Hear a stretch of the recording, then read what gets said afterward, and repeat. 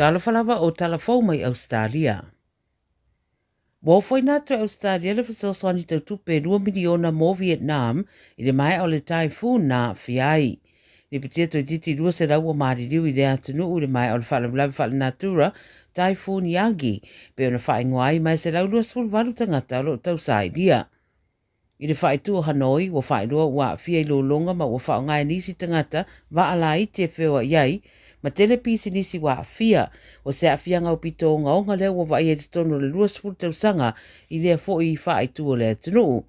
Whamania mai nai le ofisa ra vai whafo Australia i 2 miliona leo tu inatu mo le soswani i le sapalai o mea mana o mia vave de teminei ma isi au nanga o lo mana o mia.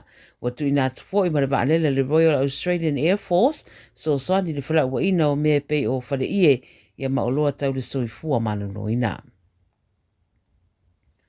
Wa avene leo mea whai ngā ruenga po power tools, e tau mawhai ave ese mai esi ta maita iwa ia whao ngā se whiriwhiri e loka iro na tangata, a ngā isi ta avale i le asolo na tolu le nei o solo te te o lo whai a pēi me le pone. O se ta avale sa whaapaka i le ala tere le tai awa na leilana a sa saisai ai e lea ta maita ilo na tangata, whao ngā ia leo mea whai ngā ruenga ia ave ese mai ai ma le ta avale. Whai mai le ripoti le so na ngā iane le au te te e ma poloka le ala tele i le whetaula i ngā lai King Street ma Flinders ma whaalawla vengi ai le whewa i a ta avale ia ma ngā ala. O le aso na nafi ele i tele se whai ngata mō leo pe ona whai roi ripoti pe taida o le so e fōringa i le whai ngofie foi. Si dia ma le 20 mano na malo na ripoti u whaamnua ria i le aso mua ma o le aso muri le nei o le expo po le whaaringa o au penga o lo o whai a lea e afuai i a soro te te e. Wa mai ara so e ngā leo sa whaatino i Maryland si le so ma wha amaru si aire tāpuni o le M4 pei tai olo vai a pere whaatuai o whai ngā malanga i ala te tele i sini. O leina uma e lua le motorway i le vāo Burnett ma Cumberland Highway na tāpunia o no le suenga ma o i le isi vaenga o lo vai a pere poloka e o iwa tō te tala le awala. Lo whaatuai e fo imwheo i ngā pasi ia wha e tue peo nā fia, a o tādia nei se ripoti e reo po le atonu le lātou suenga na whaatino i le so a e pei fo i nisi o a fiai. O tai awe whai tau miliona tangata le awhai ai ala tau palo te New South Wales mo le palo tale council po pulenga whaalo tui whale, mai mō nisi e mawhaiona palo tata i whaalua, whaatoru pēsi di atu, ai e whaatu la whono ina umai e tūlanga, o na o se vaenga o lo whaatanga ai i lalo tū la whono whainga palo tale stete. Whai mai eista se o polo fesa langolango le University of Australia o se whainga ua levo na te tau na whaamuta. Whai roa le Nine News tū la whono New South Wales e whaatanga i tangata le stala e pālota e whainga pālota SS a pūlenga whaaloto i whale, mai pālota e le oni tangata no whamau a o rate payers. Nono winga mos whataita inga o tangata e nofo i sini, ai umie se whale i se isi whae tū, o le ama whai e tangata leo na pālota whaalua, e pālota i councils uma e lua, nono winga, a whai lava o se tangata i einio na whale i vaenga SS o New South Wales, e ma whai la o na pālota lea tangata i whae tū uma o loo iei o na whale. Mana tuto te reu whai rofina ngalo i pengta whae langi, wha tau lea whainga, e le tala whengai, mai te tau lava o na tasi le pālota e whai ale tangata, pe ona iei le wha pertani o loo whina wina i anisi, one vote, one value. Tara muri, wali petele so le 9.com.au, o le ato e wha amalosia a tiri tāpenanga le Wallabies mo le lawhita winga ma le All Blacks i le vai yaso o mua, i le toeanga i ane o le li e o le Reds o Fraser McGrath, ma Hunter Paisami mo le Bledisloe Cup. O manuanga sa whengai mai nā ua iana misi e le tua e Argentina, pei tai lao leo to e wha popo ane i le tolus furono sa whai malanga.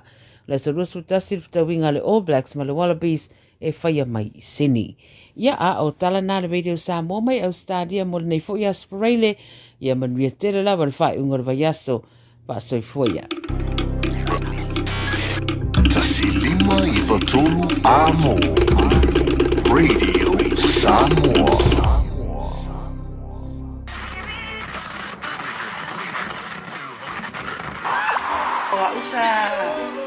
Sa fifia e lo tolu e musika. Kalene wa watu ya pen. Ile fakitai ya fifia ala fifia fakia. Tasalme e manuia ya kalmukoina.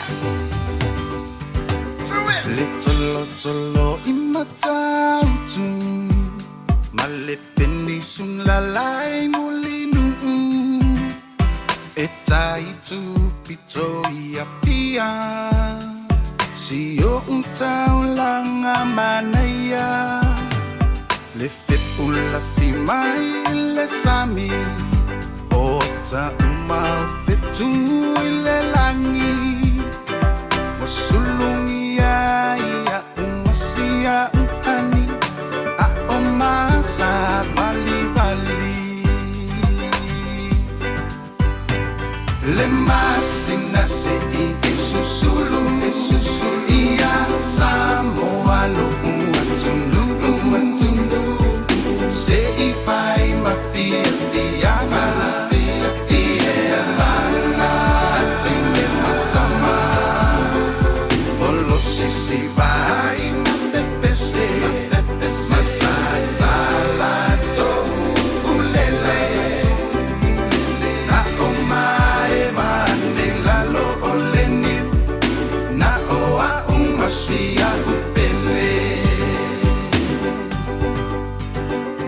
Tangi mai lewati Olo otumai imata pele Ai omae va masia upele Ta oto ai o pese Matilo tino atu isisifo Olo otumai ai le casino Mauna moli paata amilo Bei o se peramitai ai pupito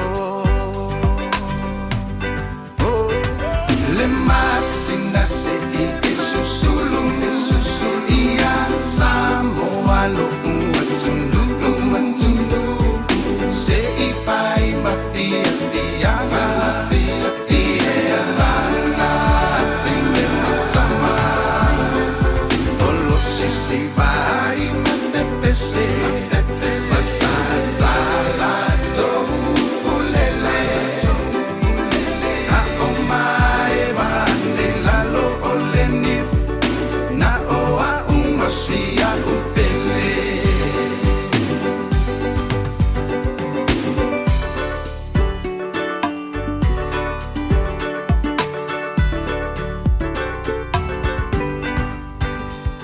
Watonu matatau le ingoa Wapa ingoa ai Samoa Le teni nau le Pasifika Wapa mita ngaya ita Faapea ona lauiloa Ile lalo langi atoa Walai atele le au mai ngoa ia Samoa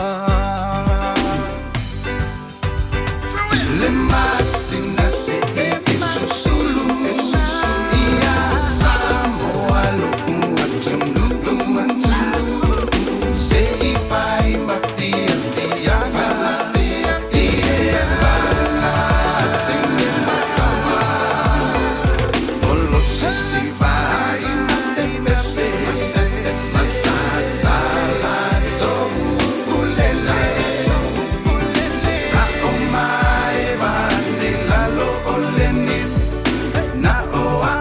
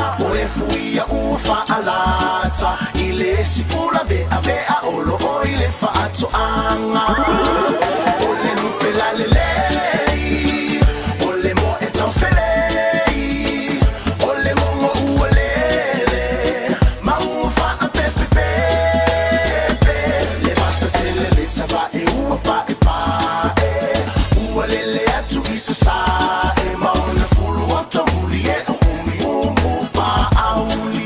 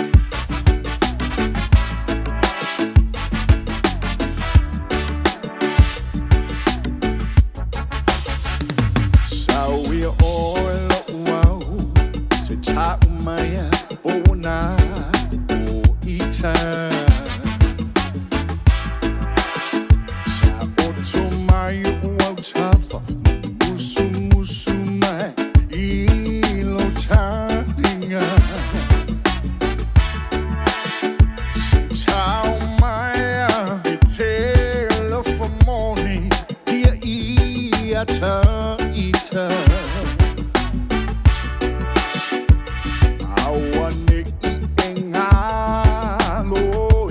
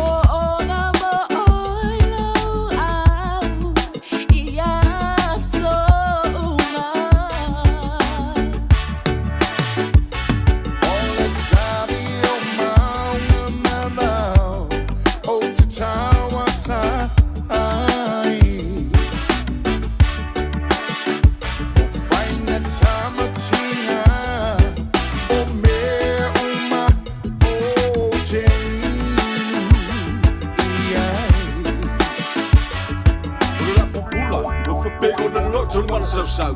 Never for your telly, the swill of no, ya or your soma. Asuma, say you live for the bow. Papa Pinetta, I might say shit up for no. Get him up from time, yo, limit to love. I feel no pillow for my only person. Paula no for Yasakele, Kamasuma. So kill Sammy Yogi Africa about Ebungala. Get him a Kalakaba, in Bungo. Really kind of sort of out, not Bungo. So by you pick, I can obey you out of far. But not go to my father, now I come on Maloya. Fakula in a buka, Kelomaya Ika. This world was silent when go feel Polonga. But after you so come afar, no galala. Well, my 13 Masuna, you know, Sabio Mauna Mavao, Old Tawa Sai.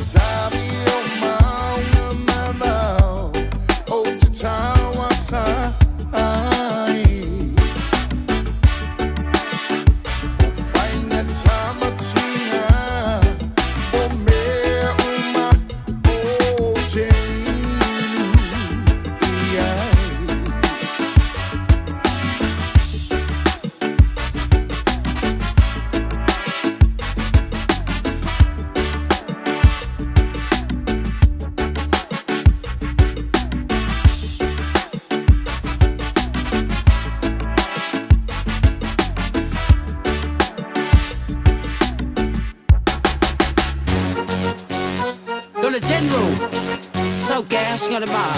Yeah, gas at Iguafo. Kia de mea. Lue ma ilalo, ma ilalo, ma ilalo. Lue melo lima, melo lima, melo lima. Lue ma ilalo, ma ilalo, ma ilalo. Lue melo lima, melo lima, melo lima. Ay, ay, ay, ay. Ay, ay, ay, ay, ay, ay. Ay, ay, ay, ay. Ay, ay, ay, ay, ay, ay.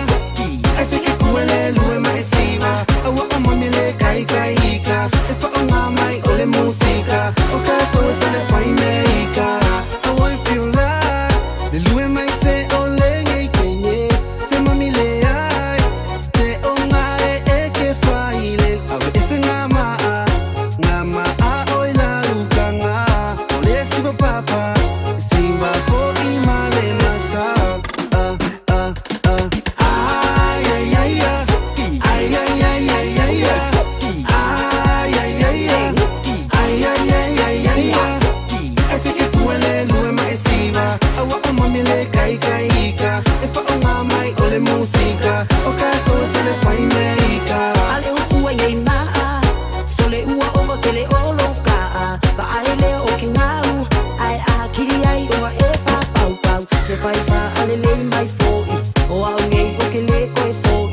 A o mami foi le ua siva. On ka ko o kele koe ika. Ay ay ay ay. Ay ay ay ay ay ay. Ay ay ay ay. Ay ay ay ay ay ay. Ese que kuele lue ma esiva. Awa umamile kai kai ika. Efa ongamai ole musika. Oka to sale fai meika.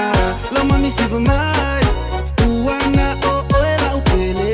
Se kilo mai. Uanga o oe o la upe. Plofua rosa. La rosa rosa. Sala le manongi. Una o oe o te te wina. Da da da. Ay ay ay ay. Ay ay ay ay ay ay. Ay ay ay ay. Ay ay ay ay ay ay.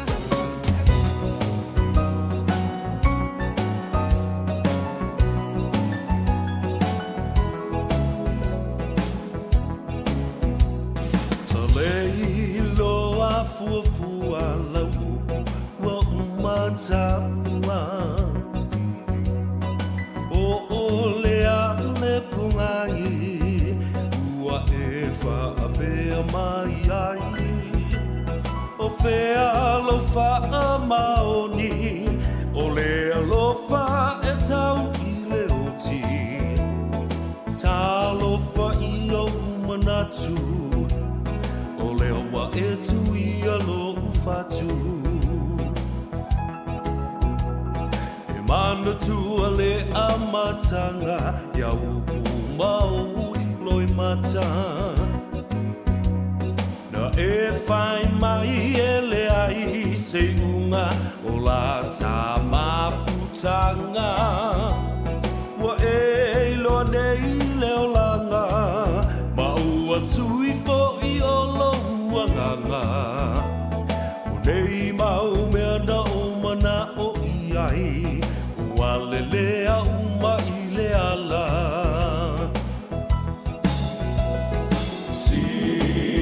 Sila mai a ia i nei mea ua o whai. O lalo i foretu unga mau o te tāu atu ua o fo i mai ai. Umatu o si o uola, fasia i ta i whaiti o ngā. Ai mo oe o te le i whaafiti, sa o whai a mea sili sili.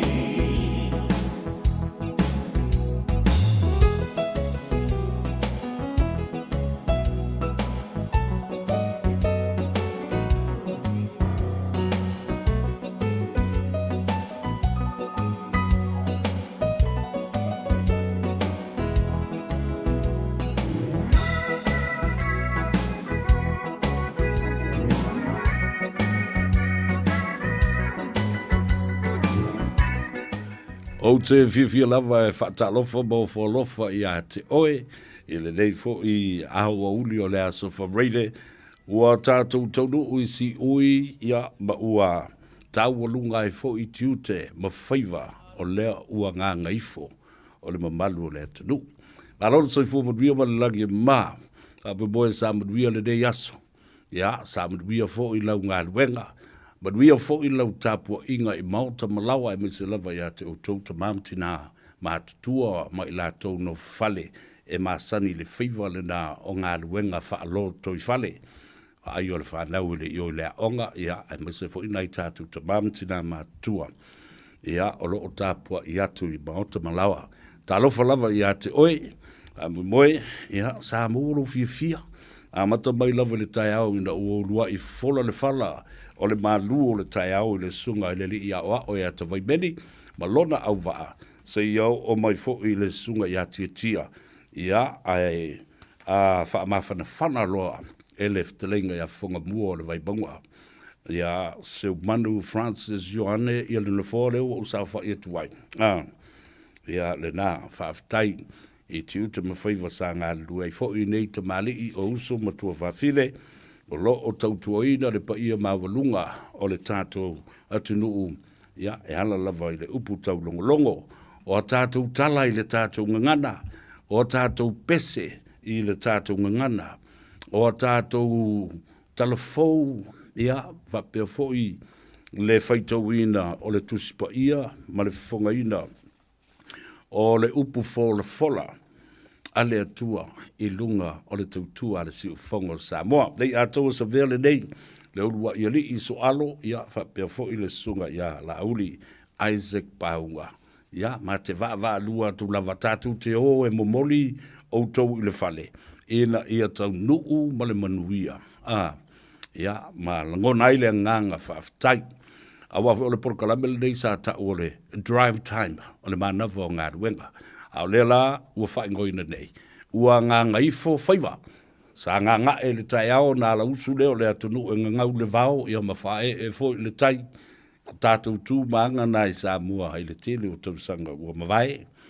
Ia au i nei. Ia e la usu i ngā ruenga ese. Le whanau ia o onga. Ia ma le tō tele fo i so o se fale whai ngā ruenga. Le ofisa, le fale a onga, le fale mai. E te ua maua uma o tātou tangata. E oa i le pampensini o lo iai o tātou tangata. O fale o loa. Grocery stores. Ia e misela.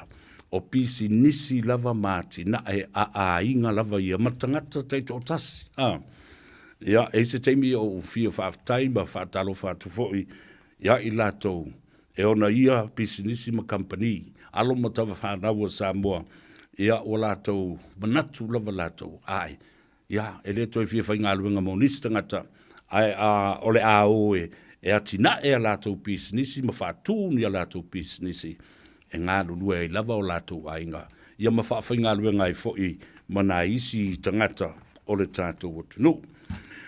Ia, talolo upu i lo tātou vāno nofo, i tulanga whaalupe Samoa, le tāwhatolu o pa ia mamamalu wha le malo, pa ia fo'i mamamalu wha le atunu, ia a teinane fo'i pa ia mamamalu wha le atua, e matua i eile tu, ia te utou, le au whainga ruenga tutofi le atua, whioi, matamasa o le tala le lei, o le au whainga ruenga tutofi i whata whaitaulanga i fia, a lolo te talo, a lolo fo'i le tāpuai, whata alofa fo'i whaapitoa ia te utou, le vasenga o naia o pele ia, tangata mātutua e tā ua te lelo whatulanga peo no whai atua uia na whanau mai.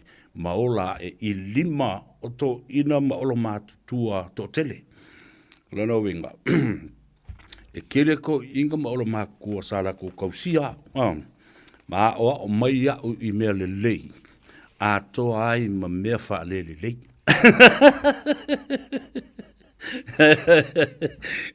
Le ai o mea le lei uma. Ia le na, tā ua tele. Whatalofa ia te oipe a whai whaato a e tau nuu mai e lau whanua o Aotearoa nei, e le aitele au kilani, a lolo malanga manuia e lau tō lātou le taiba, le lātou le ea, le lātou fo'i I le ala, ia, a whioma ia. Welcome to Auckland, New Zealand. Ia, ka whiwhi. A whai fo'i o e malanga ta whao mai, a muia oe. Ai a whai fo'i o e malanga asia si mai o le sa iringa matangi I le vai fo mo le ngase ia maua le soifua maloloina mātou te whaatalofa mo lofa ia te oe ma ia talosia ia o ngā waila au ia whapea fo'i tongfitinga o le tomai o le atua ua tuu ia li imtamaitai fua mai o le reia tano ia e tau wala tuai ia so tau manuia.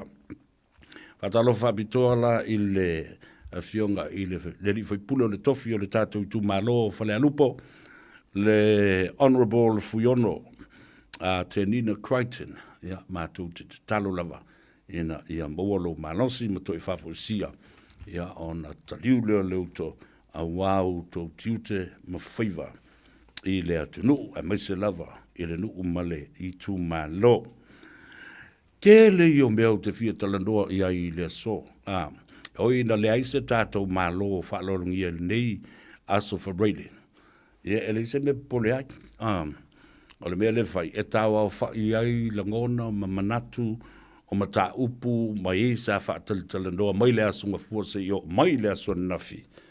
Ia e tāua e whai I ai ia whina ai vose teimi e te talal tātou leina ia isa mata upu onga.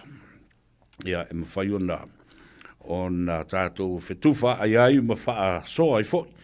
Ai mawhau le talandoanga ma le awhionga le alori, ngal mana, Rudolph Moores I le aso na nafi. Sa utou silai, na mātala atoa puna vai, mama ngā vai, o isi meo lo tu tupu I to tonu, o le lakapi Samoa.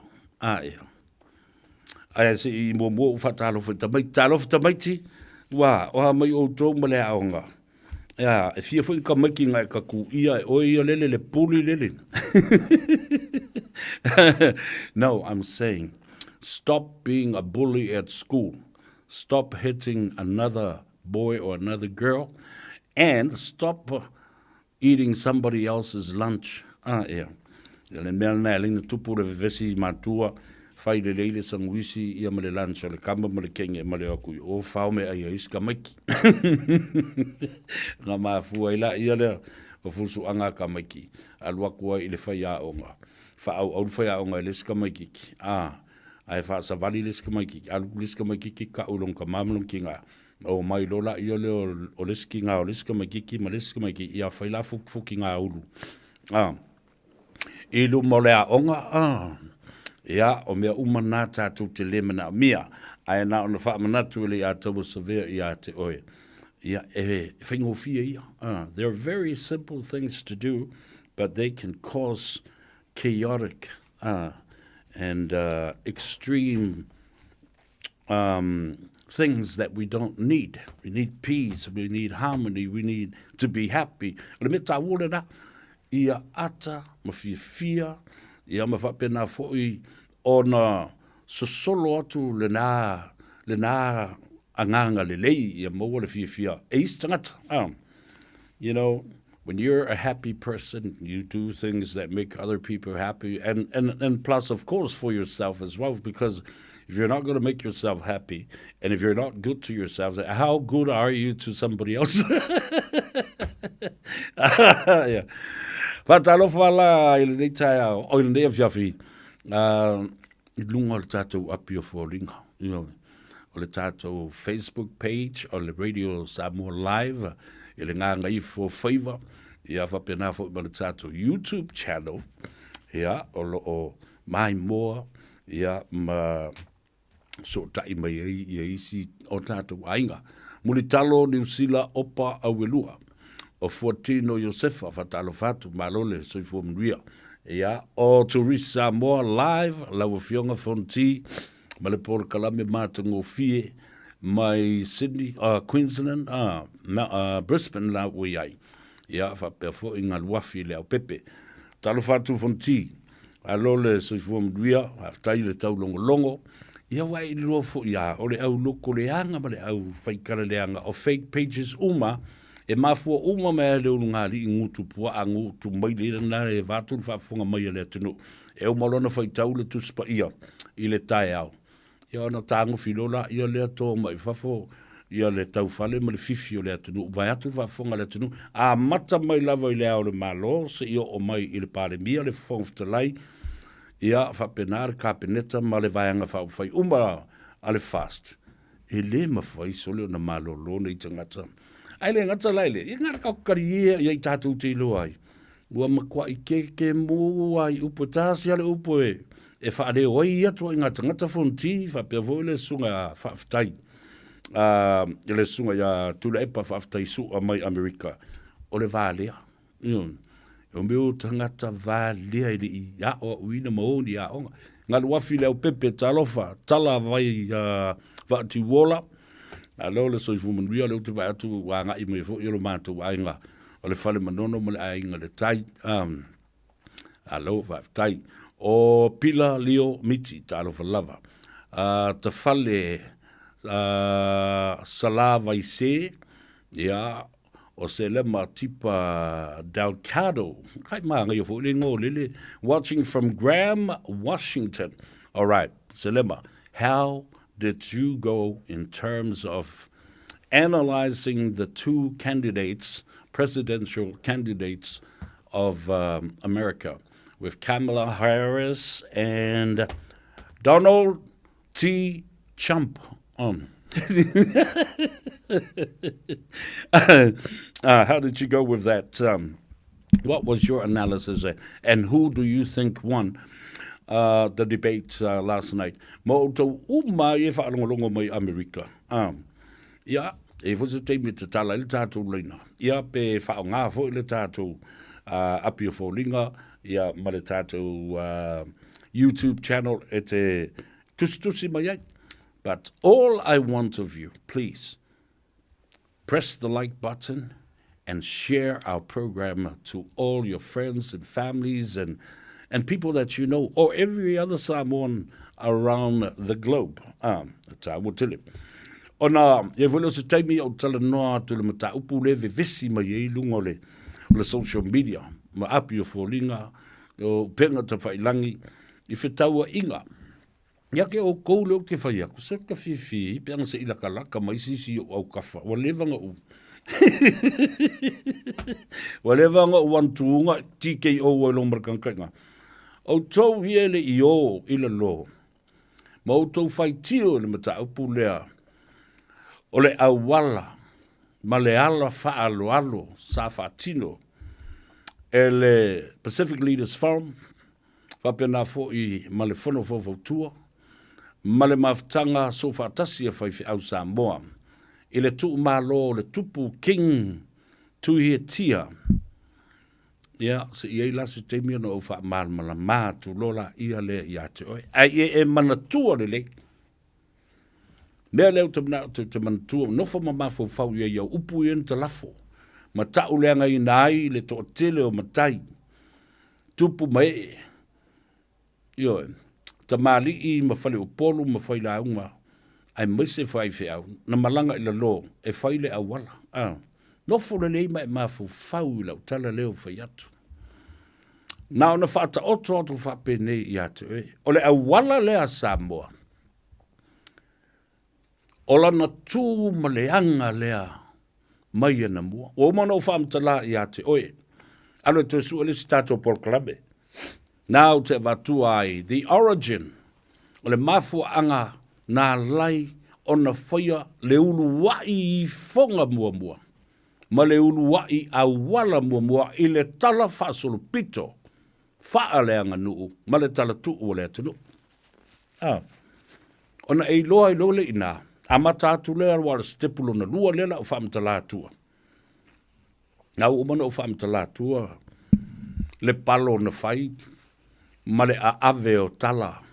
O le tui manua. Malona vaisa. I le pa ia. Ma le fe ai o na itu o le whale se lau. Ai sau le tui tonga ma le tui fiti. O mai ta whau me vai. O mai e pe e fia. Utu vai tofo ina. O wa ina na mafu mai fu ile sida vai o le upu le na. O le utu vai tofo. E tu sa ma le fia ula vale. Fia malo vale. Ma le fia malo wha kaipua. Ea vatu wha whangan. Ia na tu lea le tui fiti. Whai mai. E maniti o tino. O te loa. E mamana mamalu le vai. Na o le whai atu ele tui manua. E la sisi o lua e te lua fiu la vale. O le saa o le vai saa lea. O le tū la fono o le vai saa wa le ngona. O le vai saa o le tui manua. E saa sisi o na ta ele ma tofu wai. Whamai loa le fiti. Le tui fiti i le. Te loa e. O te langona i. E maniti o tino e mamana. Mai pei e mo i le melea. Ai, o ke le fioso la ilaru le vai. Ai, punga lo o ilaru le vai. Whamai loa ma le tui tonga. Ie mai ngā mea whawale whawe, o kau whawhiwhi, o le kui mangu o ianga mea. Nā, mai le tala, no soa i lo i lalo, au ai le tuitong. Le i umia ana mā ngoto i lalo. Whaatali tali to e i fo i lunga, o sau pia ma le toto le ngutu oti, o ma liu, ai sea, na lomia i e itu o le whale se lau. O tō whaafonga i upu o le motusa. Ma upu o le tui manua. O le whale tau a itu ma le whale o tō o tau tangata. Le nā lāna matuati te ia i lo le au waa o tonga. Tangata mana malanga mai whaatasi le waa o tonga. Ina ua oti whaafua se i lo lātou wari. Na whetā ngisi ai lea ma tō tutuli lumo le tui manua. Ma au ngani le tui manua. Alofa mai i lo mātou wali. Mātou te toe fia o, ma ave lo mātou wali. Ai mana i ola le, i ole mele na tupu. Na whaatonu i nai i nā. Le ulu wai au wala ma le ulu wai fonga na whaia. E oi fati mai si u lau niu. Ma sa ava vali whala poto. Mau i o e au ngani. Alofa mai le tui manua. Il si o mato wali. Ele na. Awala le na. Mata mai i le mea lea i le vao tonga ma le tui manua. Na o e tu ulau niu na whi ei, le ala fole na e lai o na langi o Samoa. Langi mai fia. No tō le timu pa mafuli le rā. Tā ape papa ngā solo au. Oe, o langi. Langi o le mali o toa langi. Lainga sātu pua langi Sa tuala ua ngā ule sa. Whaalu umalangi. Lea le mafu anga le mea lea. O le te tala ina o le langi o le whaato e senga ma le wha maula longa. I luma o tanga loa langi. Awa le tanga loa langi o le tui manu o fulina. Alofa mai. Ta tala ma wha avā le langi. Avandoa le langi. Ina ia o masao atu. I pulotu le nganga. I wa tau pulotu le atua fo i mali no fuanga ya nga i ia nganga.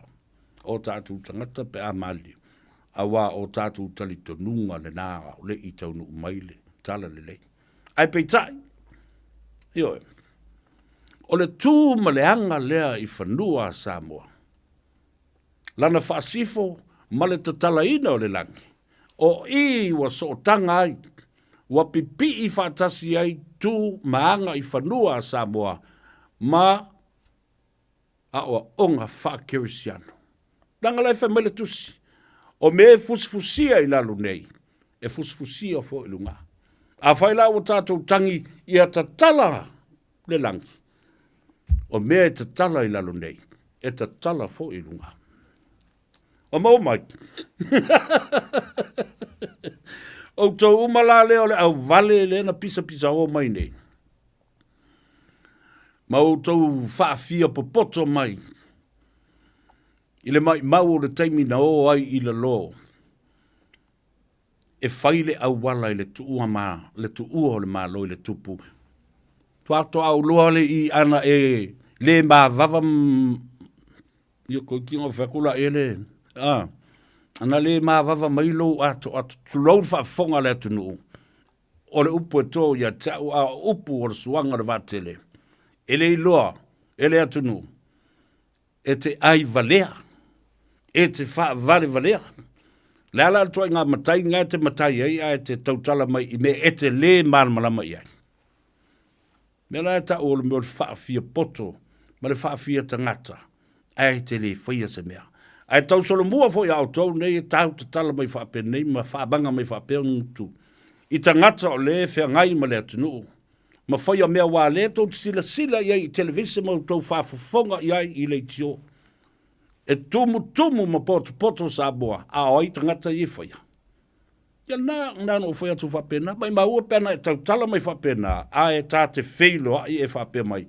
So vea, lea taua, nā le me le, o lea na whaia tūle tala na, e te pala ai, e te whewhe, a wā o le teimi a te tau tala mai whapena, ia o nā whaifole o sisi unga i ate, oi, Yes, mark my word. Lenga o te le tu whauina o tau a miu leanga, loto leanga, tau wha leanga, tau wha valea, tau ai maa mai tua, ai tau te le kaonga ma i e whai mea lea. Pisa le ngutu masau i le mea lea. E asu vai ei i lea tunu. Wala. Nofo la ia le, anau mi mingi i fo la ia leo. O ka mai ko le i fo i le, lunga maluanga ea marau siu.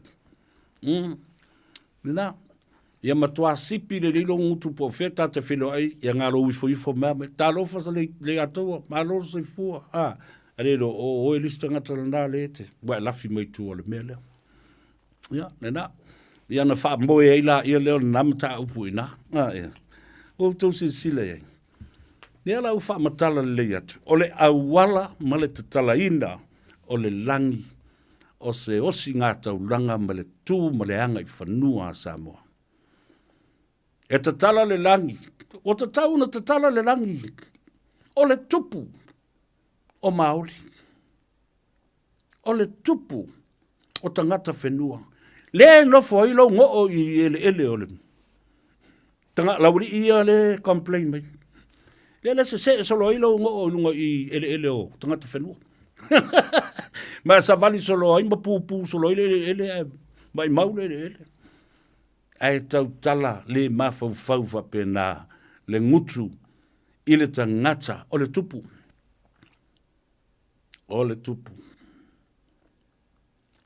anga o tangata whenua le kingi langa tira le nali pei foi o tātou na tātou whinau I le ngafa tau tupo Samoa. E le ngofie fo lai I, le au vale ia. E uma ngafa ta oto Samoa, e fiu e faa so ye o lato ngafa, na o le ngafa o le pili ma le mo. Po le ngafa o le isumu, fo le lenu wala au patele. Na tutui ale na la me pa. Ya tali mai fo le ia la. Tali mai ia le au li fo ia la iti le afman. Se kuku ia le mea se le kuku le mea la e pese mai pa kien. Na tutui ale na la me pa. Ai le mawhai ai koe kari o kuroma ka miki. Se le o su le. Se mai lo markala le si o kamale al kali. E mali e lo loto patele. Ua susule a fetusi ua pia I le sumu. Ne langa I la wari ia. Ne foi mi la ko kale le anga yo. Yo e mawhaari mai le whaafia poto ta ino. Tulo. Ona whaari leo lo whaafia poto. Whaasala lau ma whaatasina ai le tū ma le anga I whanua Samoa. I lunga o le upenga ta whailangi. Le nā ua sala lau mātuai ma lou wha vale valea. Ma lou a inga, ma lou to olua, ma lau whanau, ma e tau I ate oe. Ma I mau o tuai. Nio, I lofo ele mea te lo tuai, lo le tau a inga ma le tau nuu ma le kalesia, ma mea uma whapena. Ma fau mua. Ia. I ona tā ina maila ia lea, o la ngona o isi tangata le lei. E o mai e pui le mamalu o tū maanga I whanua Samoa. Ma lona so tanga I tali tonunga whakeurisiano. Alea, osi le taulanga. Ta tala le langi. Whaasifo ma whaato ese tangata ola I le atua. Wha mole whaavanoa le langi. A upuna. Mātou te tatalo. Ina ia whaavanga I le atua. Se no fuanga. Ba ia whaavanga ngā foi. Ni pe au langa vale. Ba ia whaamoe. Ini au vale. O au vale, pe au langa vale. Ai ia sao atu le nganga. Ile malo le tua. Ngana? So tanga le nā. Tu maanga whakerisiano, ma folfolanga, o me tala I lalo nei, te tala I le lang. O me fusfusia I lalo nei, fusfusia I le lang. Le so tanga o le tu maleanga I whanua, o le whaasifo ma whaifo. Ia le nā. Ala le si mea tātou te vivesi ai.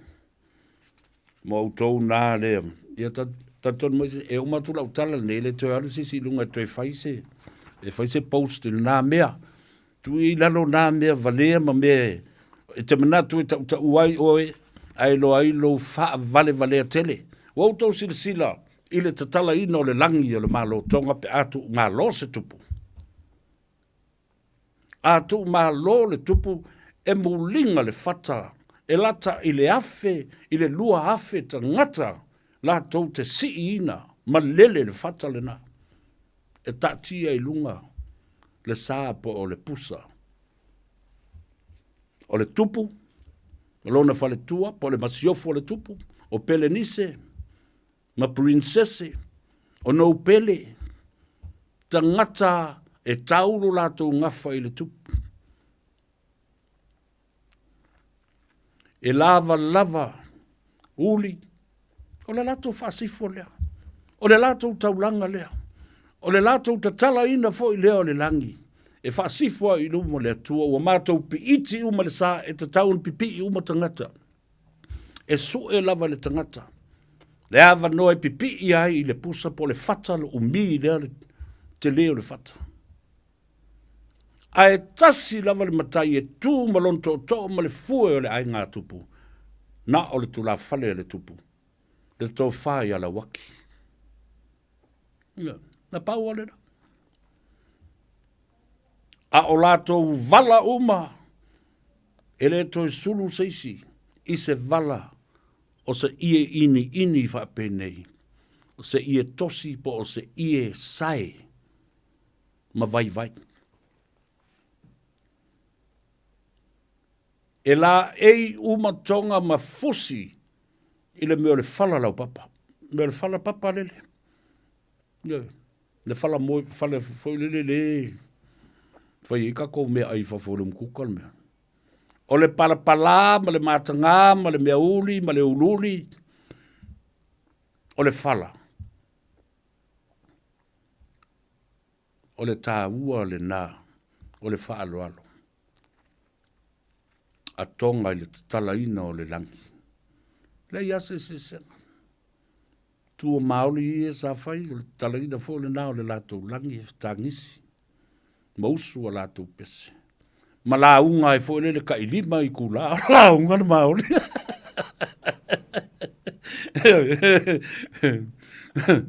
Ma lātou ta mai to o fo i e. E nā wha pele o mi o to. Leo wa isi ma kai Samoa, leo a maka ngō mai ko o maoli. Kalo uaka e pe vai ia mionga ne ua whai. Don't change the concept of the culture and traditions of Samoa. We are very unique. Alo me no ko mi fo le ku I lua mika e mi koi. You know, kau au. Hello, ke anu, e sau ma meo kama I ko fole le peo le au o le wha maru. Ua le whia mea na. Whatei tai fua I tū manga maori la tōu ea. Ai lau tō au le nale. O le mana le nā. O le tō of te lai. Le launga le nale lo ta oto I le fui. Le launga le nā Samoa. O lo fui ta. Ia le nā. Ea. Se I malama le iei. Ia le au vale ia. O tau na ua fumfa atoa ai mea Samoa e whai. Tau te leo mai I ae tau te o. Tau ma whai e sui. Tu ma whainga mahanga Samoa. Ei foi matai ia le ta fau nei. Ei matai ta fau vale ia le nei tu lo sofa matai. E se foi la tau mea o la tau au. A mai la sa fa inga Samoa. E va ver na fa tonu o te nofo ilalo. Tu au me vale ma o me pepelo nai fa ilumo le tonu. Na le itangi ia I oi. Ia matau vale ai la ia le tonu. Ai la se matai fiu la vale fa pena. Fa tai tani. Ona tato spa se teimi. Say, tau watu wai. E le tu whaua o tau. This is our time. E ma whai ei o na whaasau sao mea ia le atu no. Maori tātou tiu te whau lea. O tau umo lau whaasalau nei.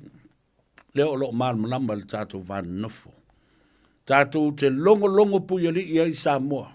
Tātou te asu vai nei I tau tua Samoa. Whaainu le atu no. Pe leo ni tau mafa mani vai inu. Ai ia mo mori le sa vali. O lo fia ngā lala le atunu o fia whaalongolongo iai. Tātou te le fefe ai la. E whaia o tātou tiute.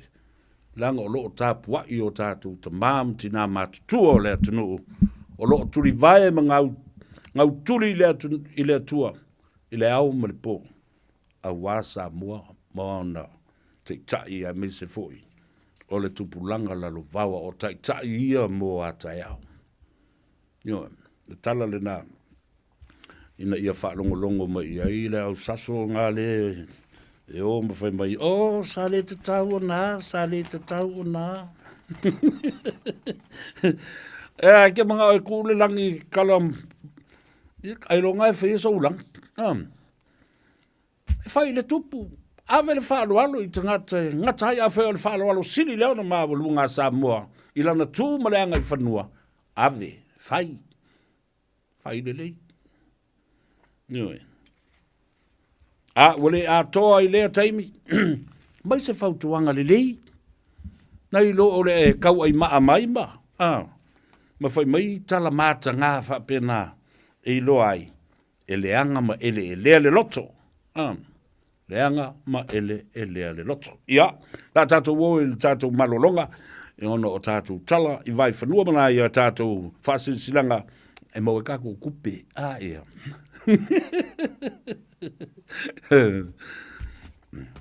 Ua na o le Radio Samoa se furulima iwa toru a mo e tautuaina o e ilaungangana fitu aso le vai aso.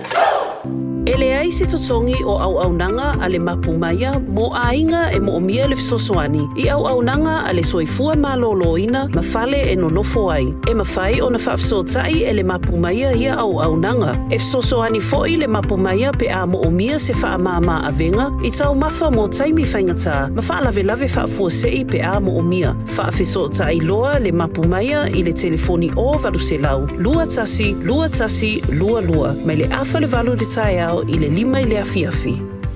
Ua te tala le lala fau o le Deals Direct I le aso tofi aso lua se fulu iwa o kuso I le tuatusi limas fulu Love Grove Crescent I o Tara. E te mawai o loa mo loma o ta pei o mea fale, umukuka, ka peta, mea whaingaluenga, maisi tele o loa. Vala au loa le Deals Direct I le lua tasi wha iwa fitu o. Lua tasi wha iwa fitu o. Ta tala fitu aso mai le iwa taiao I le fitu la fiafi I le limas fulu Love Grove Crescent I o Tara. O mana o mie o e po se isi lo a inga se fisosoani tau whi malanga inga moni usila. I mata au po e pei o le vaita mai no whanau po ngā luenga. A whai o lau tali o le ioe, wala au loa Ken Ferniho o le Fern Immigration Services. E iailana lai sene, ma ua silia ma le se fulu lima tau sanga o lana tau tua. E toa tele tangata o fisosoani iai Ken, I mata upu tau whi malanga inga. E au fia ai mata upu na o atu le tribunal, ma apili le minister. Tanga iana I le mata o Facebook, ma le upenga te whailangi I moli mau. Mo nisi whamtalanga, wala au mai le Fern Immigration Services, ma tala noa I alu isa, I le oiwa, lua ono lua, tolu lua lima tolu. Lua ono lua, tolu lua lima tolu. Po le o lua tasi, tasi lima tasi, o lima. Radio Samoa. Taslima ivatolu amo.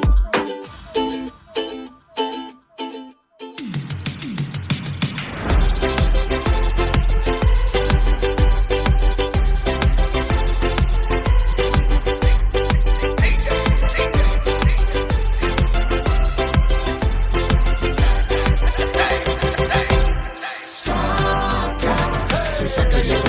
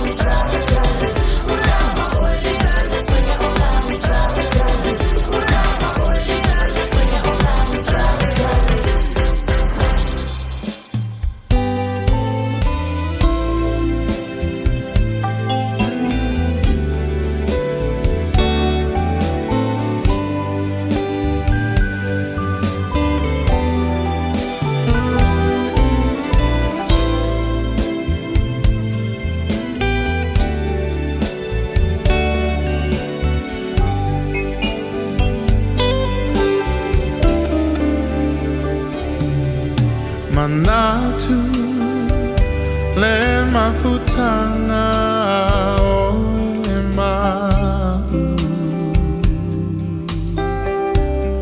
o emanatu maita o tu mawita ilo fatu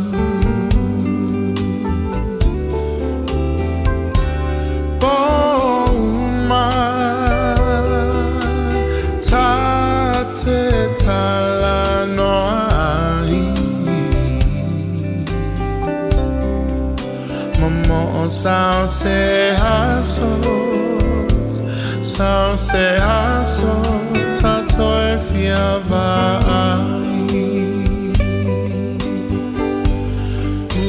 Usue e fuli mai lo tu ala upele o tele tu na oe Tamo sao songi Mana tuai Usue e fuli mai lo tua le polonga tale lava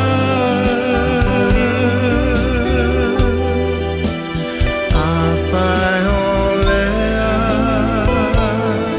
la upele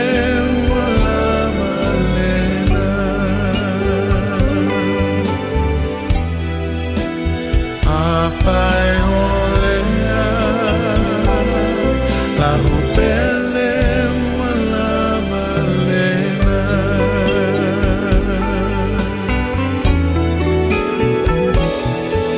Le fano ua foli mai O hiawe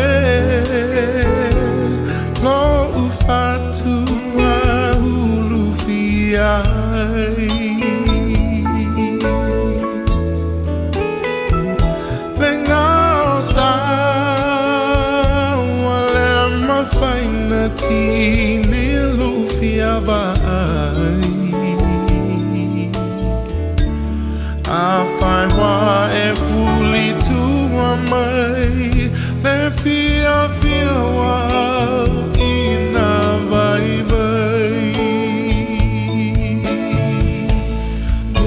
Usue e fuli mai lo tua la opele o tele tu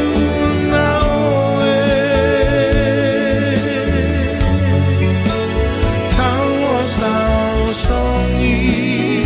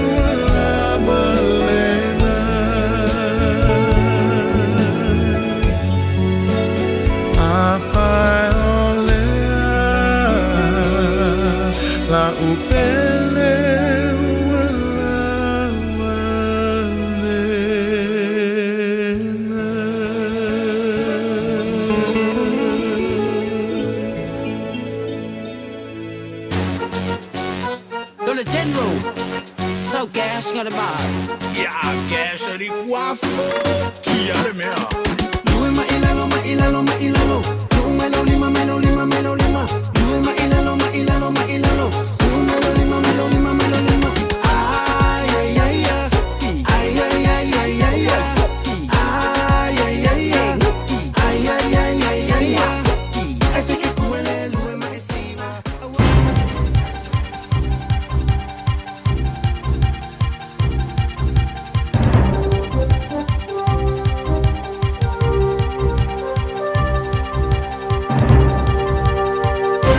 In this update, new cancer drugs could be funded for New Zealanders. Pharmac's consulting on a proposal to fund 4 new medications for lung cancer, breast cancer, RSV for children and an inhaler for lung disease.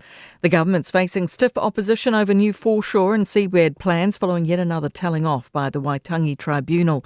It's found the upcoming changes to the Marine and Coastal Area Act are in breach of the principles of the Treaty of Waitangi. Political editor Jason Walls has more. The Green Party are furious, saying the government's throwing relations between Māori and the Crown into deeper disharmony. Te Pāti Māoris went a step further, saying the government is hell-bent on taking New Zealand back 20 years and entrenching the theft of the seas and the coastlines. Co-leader Rawere Waititi's warned the government to prepare for what comes next, as Te Iwi Māori won't stand for a repeat of the Foreshore and Seabed Act. The National Māori Urban Authority says the government seems to be pretending that ethnic disparities don't exist. The public service has been ordered to prioritise need over race in the delivery of services. Chair Lady Tureiti Moxon says there can't be a one-size-fits-all approach when it comes to areas like education and health. She says the government's plan erases positive work from the past. Their predecessors actually acknowledged that Māori are far less well off as other New Zealanders. Police have released a CCTV image of the person they believe was the last to see a homicide victim alive in Dargaville. Joanna Maisione Loaki was found dead between Omamari and Aranga beaches early last month. Jacob Jones has more. Police say he's a Caucasian in his late 30s, 189 centimetres tall with green eyes, a beard and sandy-coloured hair. They say he was wearing a blue sweater with white pants and dark-coloured boots and had 2 white pig hunting dogs with him. Police are asking for anyone who saw the man on August 1st or 2nd in the Baileys or Omamari beach area to come forward. That's news. In sport, no play on day 5 has seen the Black Caps one-off cricket test against Afghanistan and India abandoned without a ball being bowled. Rain overnight has led to the match, as expected, being called off after a soggy outfield and earlier downpours made any play impossible on the opening 4 days. Contrasting approaches to finals footy from Super Rugby Pacific and the NRL. The league competition's playoffs kick off tonight with the champions, the Penrith Panthers, hosting the Sydney Roosters. It's 2 versus 3, with the winner earning a week off. Meanwhile, in the 15-man code, the post-season picture will now see a 6-team format, with one playing 6 and so on, but the highest-placed loser getting a life. That's sport. I'm Jodie Gill. O mawhai ana au ina atu le tala o le tau i aso taitasi o na o le lango mai a le Pacific Finance Limited. Telefoni o Varselau fitu whawha lua fitu. Fatalo fato le tala nei o le tau mo le so ma le asa tai au. O winga le tau mo le so e matele ina o le aso fa solo ina langi le winga o le tau le auli ma e to ulu nei timu i le afiafi. O le vevela o le tau lo fa mawina nei i le sefulu valu ti keri ma le malulu i le sefulu lua ti keri.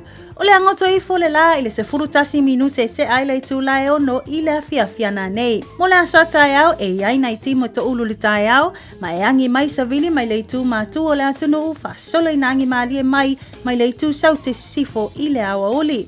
O le vevela o le whamauina e sefulu valu ti keri lo na malosi ma le malulu e iwa ti keri.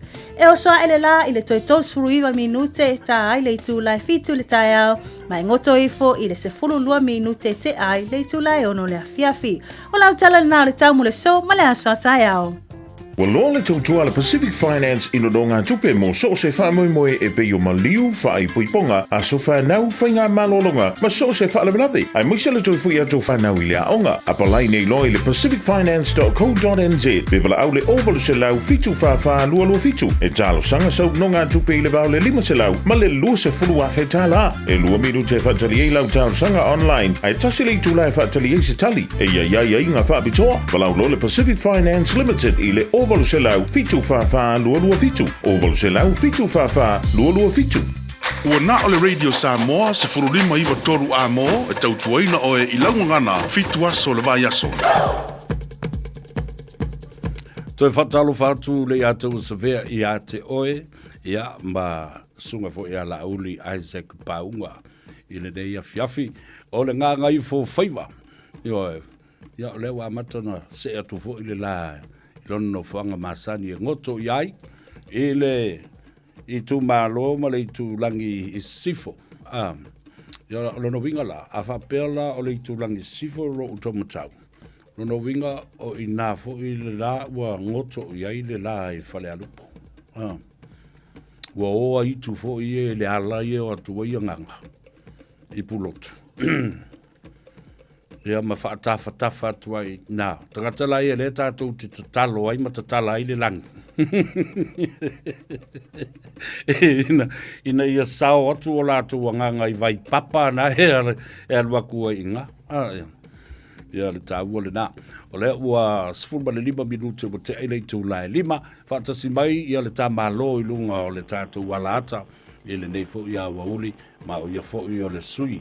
E whai mafonga tau mori o le awhionga le li pule o le tātou Henderson Cars muli anga tele siu singa ka mo kagen ia ma le au whainga luenga toa whatalo whatu ati ma lole soifua manuia ia te oile tua whine ia talo wha ma lo lawe soifua malange mai ia oi foile sa mamatua sa vea i le nei tu lau la fiafi ia oa mai le nai tu o le ia lo manuia a grandpa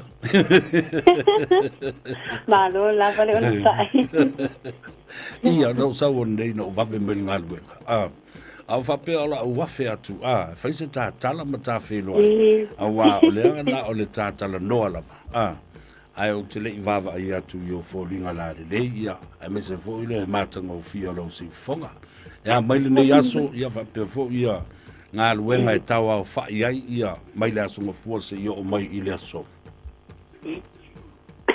ia whasai la wasa vea o le seli posi atu nei le maso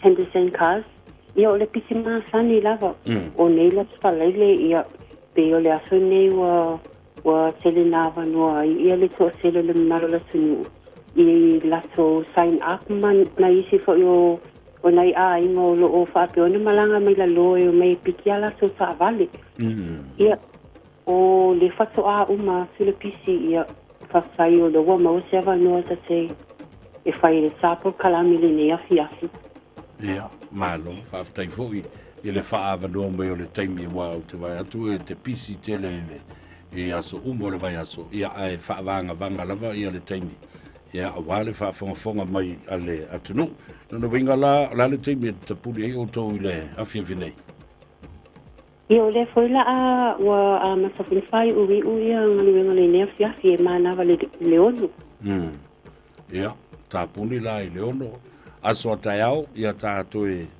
o so foi lungo le fua ia sa o le ia o le aso na fua tau le aso sa ia e sala lava maso mai le iva le taiao le ono la fiafi se vanga nala le aso sa ia pe le aso le e tau lava ona o le lotu ia una mai le o le o sau ni ngā lotu foi ia na mai loa le tatala le ia tatala ia le ia le ofisa ia kakala le langi e o mafuano foi atu le upulena o le tatala le langi ia alna e tatala i le faituto o le keito le tatou whaleta vale ono le sa matou va o nei fo i upenga ta vai langi ma le upule ta o le tala i le lang o le langi pe a mariu se ia le fai no ta ta le do ata o i ta vale mar kala ingo le farka vale ia o lo le ala le kala ka ke o le lokupe ia o la sala vai e tau na le lut ia o la sala vai e tau na le lut ia o le ala le nao e te tala i mato se fulu ina ia se taimi vo ilea e o le lut tai au ia na mai lo le fato a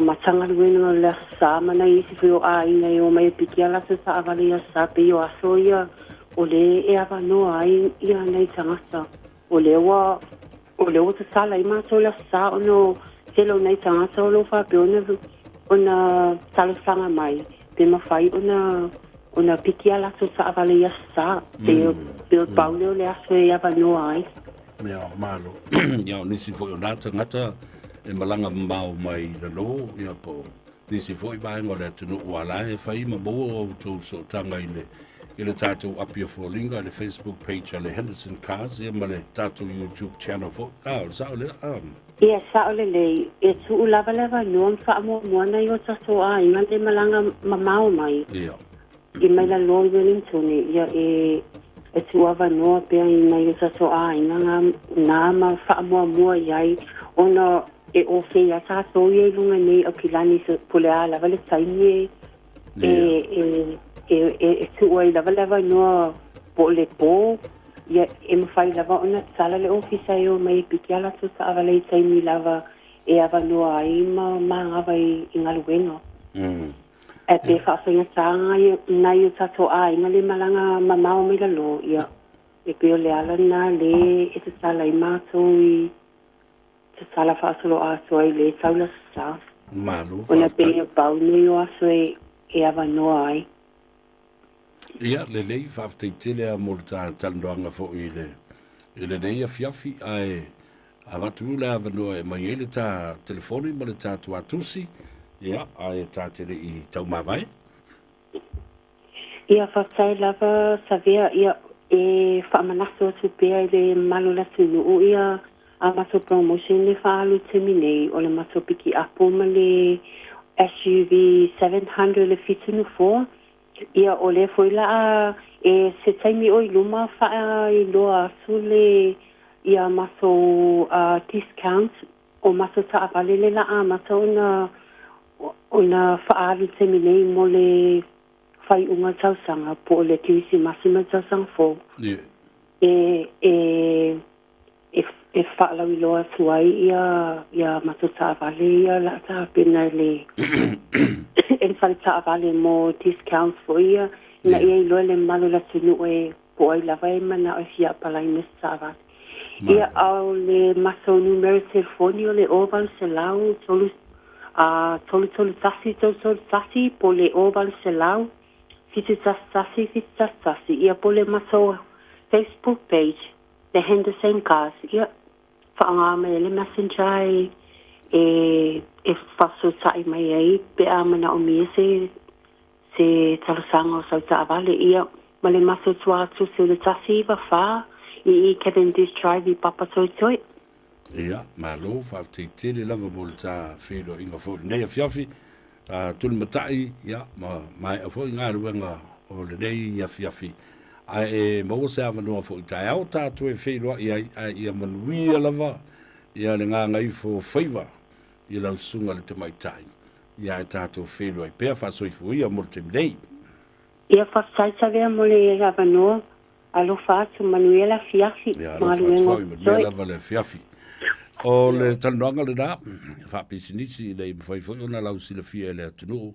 le nei fa le ta vale malanda tautua o faisi le ko giga kusa le ale matua o le Henderson Cars na mata mai i le tu langi i sifo i aso ia lea e o mai le teimi le dei o lo o ia i pea ana so tanga i le Radio Samoa o lea la ua move mai i le tasi vafa Cavendish Drive i Manukau tasi vafa Cavendish Drive i Manukau ia ma le telefoni le nai le se tongi o valu se lau tolu tasi ia po le o valu se lau fitu tasi wala au ia le tamaitai ia ati ia mo se teimi e whaatale noa ai lau mata upu i se ta vale mo le ainga i so se teimi. Ia ma toi whamanatu tuai foi le tātou whailo inga i le asua taiao o le tātou tausala le ale skopa. Skopas tausala night a mata i le wha i le afiafia taiao o le a whaatidoina le nā i le maota o Samoa i Mangele. Ia le no whangolo iai ia le official consula o lausi le fia uma i le atunuu. Ia whafsanga i ma le town centre Mangele i le asoa taiao. Wai umo tātou sui mai le tātou wa onga. Ina ia mawhai ona langolango sua fo i le whapoi moe. Tele ia Porokalambe ia ma me tau ona whaatino ma wha le leia i le tātou lau mua i vai vase. Ia ai no money, short money, pupu lima. Ia ai o tonu lava i lo tātou wa o ngā whai mea mawhai. Ia ole a pulpulu lima whaatasi, ia matongi ai se maa ma velo sa aso, ia a wā le wha moe o lau tausala i le aso a taiao. O tausanga ese ma futanga ese o vasenga, ia, mwhai no tū whaatasi, ia ma whai whaatasi lau tausala, ia e mātango fiai. Whiloa i taiao le skopa tausala, i le maota o Samoa, a matatu i le tā o le itu lai wha. Ia e wha umalo i le Fifia Night. Club Fifia, ia, telefo i o mea le a tupu i nā, o le au wha Fifia, o le anga i atu, ia, malato langulango i na fo, i tele alo matama whanau le atunu, o le wha Fifia, Club Fifia, i papa toi i le po atai au. E le whasisilanga tā ua le nei, o le whasilalunga le nei, e winga i le umusaina o le ngaruenga ale e whakasā i manurewa. Tulona ia o e Samoa le au mamala i le whasaunga o ao ma le atu whalasa. O oe foi o le ulu lolongo, o uma o na papanga ma papoto, o uma foi o na menga fatua, ia ma fatu whanua, mai lava i saua se i pa ia le tai ula o le motu o pule. Whātulou fo i o mamalu whaale malo, ma upa ia whaale tala lei tulou na lava. Ai whaatalo whātu le suafa māwalunga o Jesu Keriso, le ao le kalesia, i lau mai moanga, ia ma lau whaafonga anga mamalu. Ia mai se fo i le au whainga aluenga tutofi le atua, i whāta whaitau langa e fia. Ma lo le whalau manuia, ma lo fo i le pale manuia. E sufi manuia lo i mata, ma le afu malingi. Wha i fo i o lape nei o maalo aile i u ofe, a o le vevela ma le tau asu sua o ngaru ang whai. Tala ia ana na sa le ese, ia ma lo la fale na to ese, whai mai na seu i le tai, le fua i tau, ai whaatau ma mate ai ma le soata. O upu ia matala na tu wai le langa, a o sufi se malosi, ia peola fo i peoti. Ai ui lea, saula ia, o lea, o au sisi lo upola. Le masina lea ua whalao, ua leva ona popolo a au. Le ua uma mai a le mātou ngā ruenga, o le hall, ma le toi whaafawina o le manu malu tāpuai. Wala awa tuai i le awa tele ma le whaaloalo, e te tauai, a fio mai, se i tātou pāti patia. Susu mai, se i o tātou mori mawina whaatasi, lea wha moe. E ala lea i le umusaina, ma le tala ina alo ia o le ngā ruenga, i le aso whareile, aso sifun ma le valu o ke topa, lua afe lua sifun ma le wha, o le no whanga e whai ai, 5 Maritasi Jellicoe Road i Manrewa. 5 Maritasi Jellicoe Road i Manrewa. Ai o le aso whareile, aso 14 o Oke Topa, le masini fau. lua fe lua sifuru ma le whaafunga mai o le porokalame leo le aso. Afa le tu lai sifuru o i le ai whaafunga mai tu amata whaalei o le tātou porokalame le leo le aso o le tau le tu lai iwa le tai au amatalia le tātou sauni ngā notu. Afa le tu lai sifuru te tala alo ia le mai moanga i le tātou hall fau lea ua whapa ia. Tā le tu lai sifuru ma le tasi lafo ipu o ainga e whaasino i ai ma tā whale a le aurotu, o le tau le tu lai lua, tau mawhitanga, ia matali le sua. Afa le tu lai wha la wiloa, ia lou a au mawhola pe fia. Ia ai talo malima, tātou se e whaalo longa masani o aso whapea, o na tātou lulu lima lea, ma whaato wha, ma whai le tala pa telefo i le masani o na whai pe a tātou poto, i le e kalesia katoliko i nao atu ia outou, ma le fia, ma le file mu malava. Ia le nā. Iei se teimi mō se avanoa, mātou te whātaltala noa i fo i ma le tō whā i ala vea. O le telefoni e fsota i ai, i le whailau tusi, o le olu o tasi, o valulua, valu tasi lima, fitu wha. Olu o tasi, o valulua, valu tasi lima, fitu wha. O le fofonga le nā, o le kālesia, ma le whelau tusi le tō wha, ia la vea ngangau time. Ia, pēr no uwhai atu isi teimi, o mai le talenga i le li o le tū, tō wha ia la vea, le autus tusi o le kālesia, hata si e fo ima le sunga le whawhengainga, le tō ina o le pulenga, le sunga ia Reverend Elder Talia Tapaleau. Wo mama ya ul fai aule. Fai aule le na fa so so fa mai a fiu la vale lon to mai ti maoli aso ya mai al wa kaunga pingi si so ri. Ya nga fa ma pingi ya ma ave kai ke le officer ya Mrs. Mina Jones ya ma fa sala. Ai kariera ori ma kua ya. Ta lo fai, fa tai le tua le fa ngai no lo tu so fu ang lue. Le tau tuina o e kalesia ma tau swasu le pu vai lola. Fa talo fa pitoa. Ina yo te mama tua yo. O le au pensione malolo man malo. Le te mai ma mea. Talo fa tu ma mea. Ia ma le Reverend Elder ma mea. Ia ma le faletua, o le tina o le ainga. Ia o le tamai a masunu, a talo fatu. Ia a masunu tapsoa ma tō telefo i outou o malolo manu malo. I ngā ruenga. Fatalofa whapitoa lava i le vasenga o mafutanga a whaifi au so whatasi. Leo lo mātou ngāru rue nei le tāwhatolo o sailinga malo.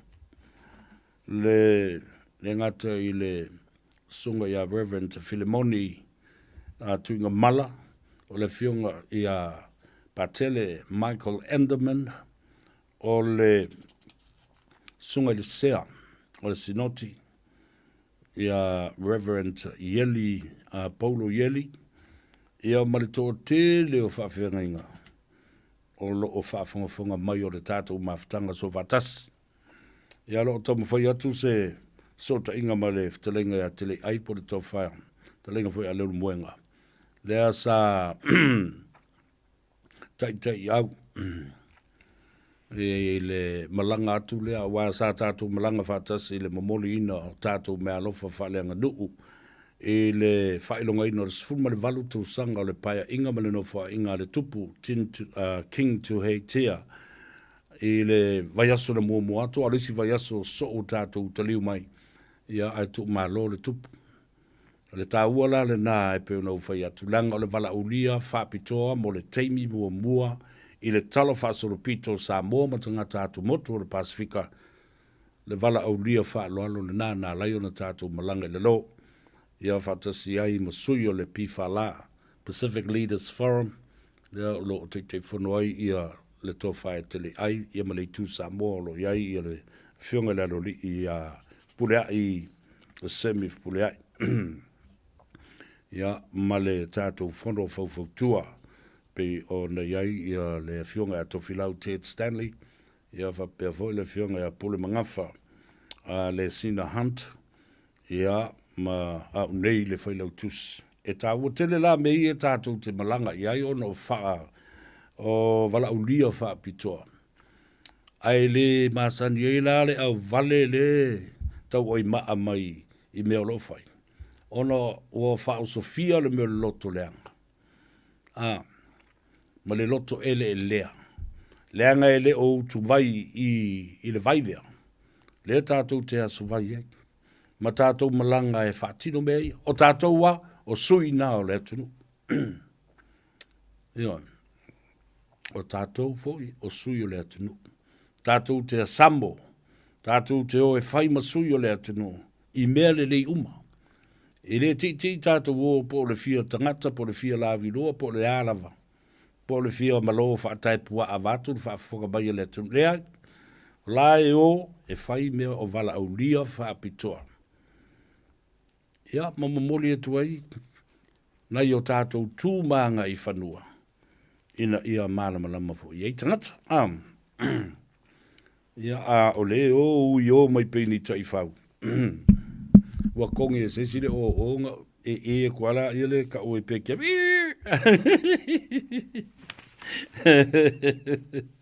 Ia le na. O le tau au whianga o mata au pole nei vai aso sa au tau whaafonga. Ia o mata le noa fo ima le whianga i le Pula City. O le tātou fuava lele o le Polensia. O yo le, ai, Polensia li sa vea o le evanga nga ua kangu kū fo lele. Pero kangu ngō ki ongi we e whātū ai tat. Le ngau a ato le nā mea.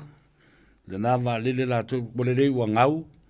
Ma le toi whelua iei. Ai le i o le taimi e pa uma mai mau waisoi fu o ni tangata. Ia, a o lela, kua whaatula i mai fo i le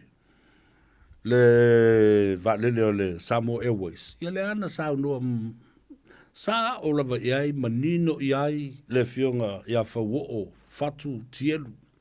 Ngau a whapalangi bankrupt. Ai au les whapalangi o le ngau broken.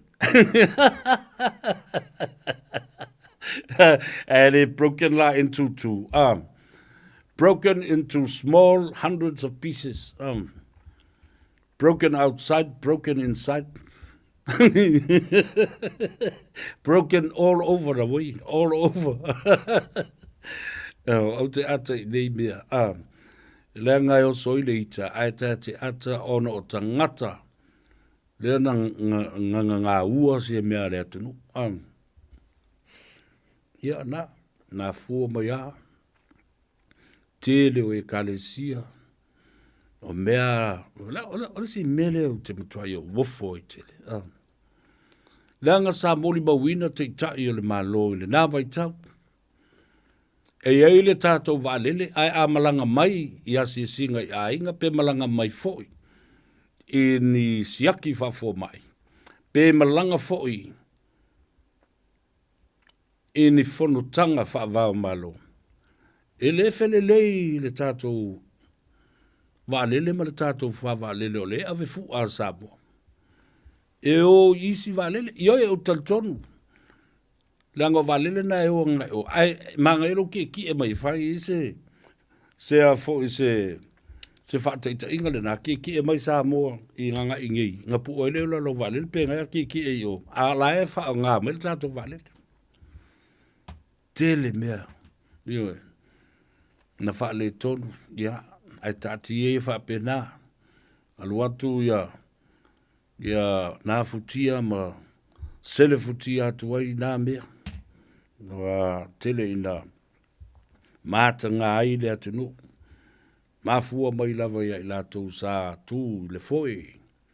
Ia, o mai le lakapi. E le umalava. E le umalava. Whaafi tā uri o lo tūlai mai. I le tātou au loka pi lea no tau whaafonga fo i le aso nafi. Ai se toi fo i pēla o tala i le saunoanga le sunga ia whawo. O se mea le lei na tūranga o lo iai ia fuafuanga Samoa totoa le iai ma Samoa sa ili malo. I le tūlai ma wha ma popo. Mobilize our people that have that really wants to put an effort in to save and invest as a partner to get us a plane. If the government doesn't do it and still waiting on the time to do it, why not the people of Samoa, by the people, for the people, because we are the people. Ah, ea. Ke mai alele.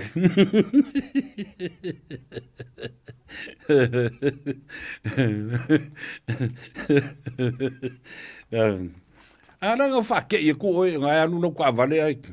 Nga koe kiki a esusu le pamba lai luma ai kere. Ala kusa le ai vai. Da wata ina mai lau wha longo mai. Ai vai le lumo le awal. E rea vero aka e ya I kala whaawelware a sa vema me e la vere kua vale. Ai le ise insurance. Le I whaia se pepa o le warrant of fitness. Le ise registration. Ai le fwe maso le sengi. Le longa se mea so le o le watu le po le aso lulu. O le po le aso lua. E tolu le ia masalo na mo le babo inicia tolu le ia me road stop foi le me o le roadblock a le roadblock a le e vatu le me le telefoni foi le le masini fa pe e tautala ia ma feula fai tau pues fu tasiru tolu fa limo no fitu valu is fu ia no tango lola ia le trick lo mal leo o le 1 2 3 4 I also lo el number 6 7 8 9 10 pero no me cara leo sali ko fai ka fa le amaka ngai misi lima ia to fai tau fa le lola ia le fa can I count it in Samoan? No, counted in English. I don't understand. But why do you allow Maori people when they say to you, can I count? I don't know how to count in English, but I can count in Maori. And you always allow them. No, because they are Maori. Well, I'm Samoan and I can count, I want to count in Samoan. If I value makala, I'm like, all right, have a good night. Ta uil na mea I ate I tātou mo tātou uma ina ia pui fo I lo saunga le mū ia maise o le ave ino le ta vale I le taimi e tango fia ai le ava malosi ia po le pia fo ia po nisi fuala au e le koe whasainga nisi fuala au o lai whasa mai o lea lava e le mawhai lava oi leo te wawa atu nei I se tase o whinaunga o lo au mai whamai o te tau I le malo New Zealand ona legalize le marijuana legalize la le marijuana o lono winga na o oe te whaatanga ina o na whaonga ai sa o na e whaatawina atu I se stangata o kwai o le malmalama le mele o whainei. Ia wae pe o tasile mata upuna tau au mai fo le green I lisi vai teimi. Ia leo fo o to surface sa ifo. Mo to e mapu ea ifo ilunga ia le mata upu leo. O le a wha pe fea. O na tātou mata I tuina. Pe a whai o le whainga le nā. E manu ane ia lea tu la fono. E mua manu mai tono al parmene. Mai vaenga whaupwhai, pati na vaenga whaupwhai. Ona e loa ai lea, Wala na lote la wali ia le mata upu a le wai tonu al palemene po o ai lava le pati fa ufai. Ona e iai tangata le tangu fia le me kongu ia. E lau ai maru wanga le iai kongu i le mere. E mafu ai ona fele lei mo atu loa. Au mai o lato manatu ia. Wasa tau na whaatanga wha atu la fono le mea. Ia ta ilo ia te oe a o lau tala. E lea o se mea te tau, mai lea o se mea le lei. Ua, wha sofia le nganga fifia ina ua wha te iha u. E iai se tasi o te maitai, o le te maitai o le konkalesi a Amerika. Na sao atu o se kovana. O na manu malo fo i le konkuresi, ma le tofinga o le konkuresi, whai ei masui o le stete o Hawaii. Ia maanga ia tua i loa i le maunta pai pai. I Washington. Maunta pai tai la lea, e swafa ia Tulsi Gabbard. Tulsi Gabbard, o lona ta mai e swafa ia Mike Gabbard. O Mike Gabbard, o lona tua fafine. Ia si ta maitai lea na maliu mai Samoa, Professor Dr. Caroline Sina Vaiana Gabbard. Kiki a palau vale si le wha leo i no le Gabbard, Gabbard. E pure oi ranga riska kua kanga, a Gabbard, a Gabbard, suona. Ia lena. Ole te mai tai la rea. O lona te mā Mike Gabbard. O lona tua whawhine, Professor Dr. Caroline Sina Vaiana Gabbard. Ia, lea na whasiotia na tatui le neifi tu lau whaafonga le tunu. Ma whao ngā ele sa mala e matua wha umai le soifua. O Professor Caroline Sina Vaiana Gabbard i Faiva seuta. I lau susu engala. Wa lea lava o tua ia mama salomi ai ia le tamaitai le sunga ia papali i sia figau i lona maota i Faiva seuta. So tau silsila la ia.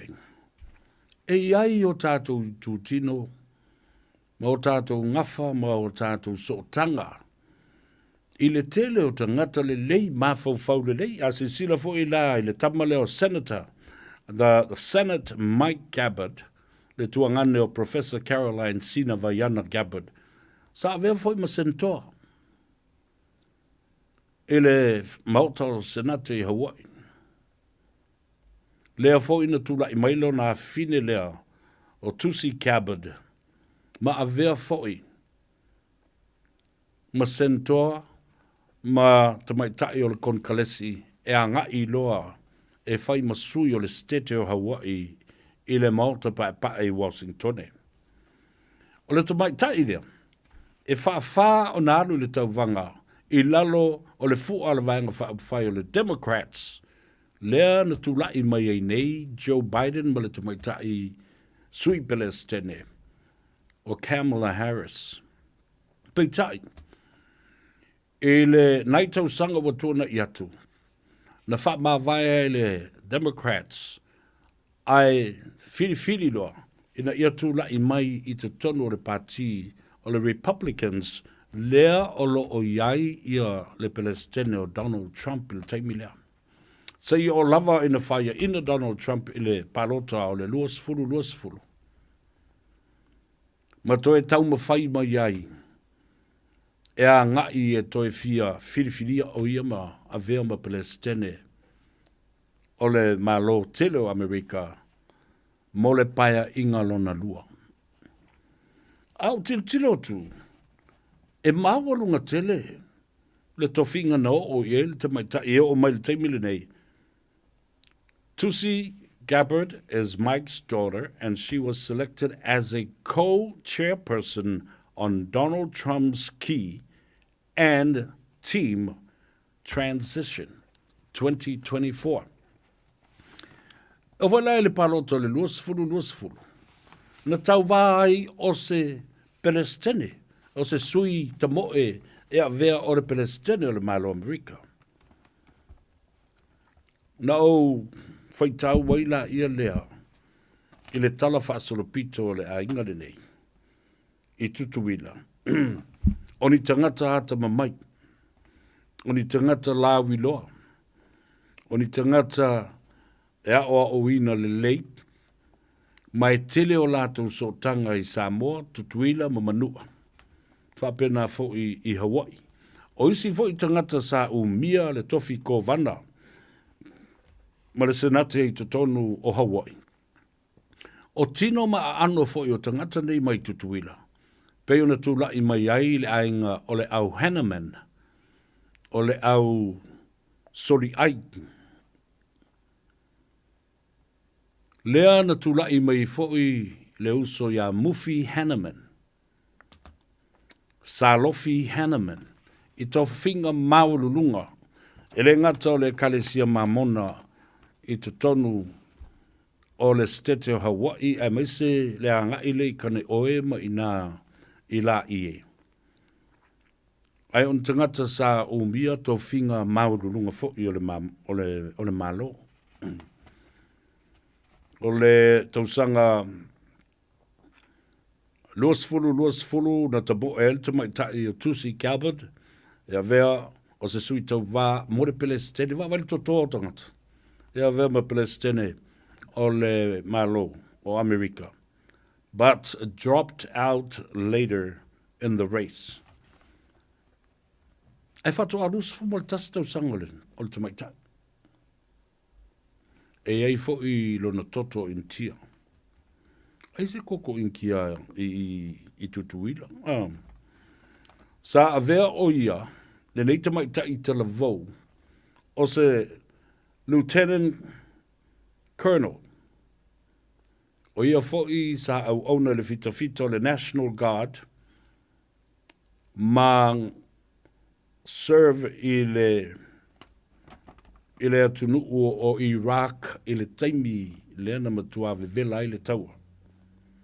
Sa serve i Kuwait, misiona uma nei le au ma le fita Amerika, sa ngalua le tamaitai o Tulsi Gabbard, Lieutenant Colonel at the National Guard, served in Kuwait, served in Afghanistan, and was born on the 12th of April in 1991.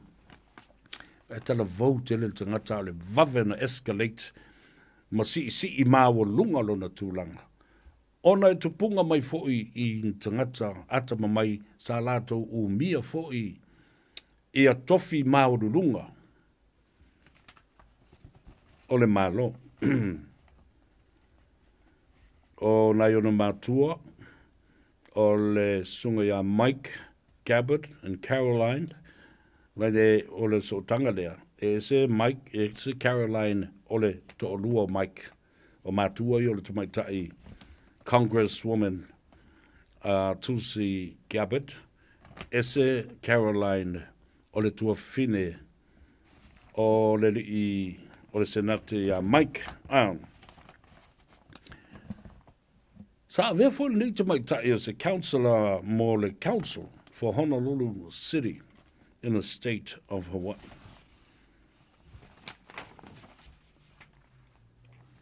Ia, o se tala tātou te whiwhia iai i le taunu unga o lea ta maitai.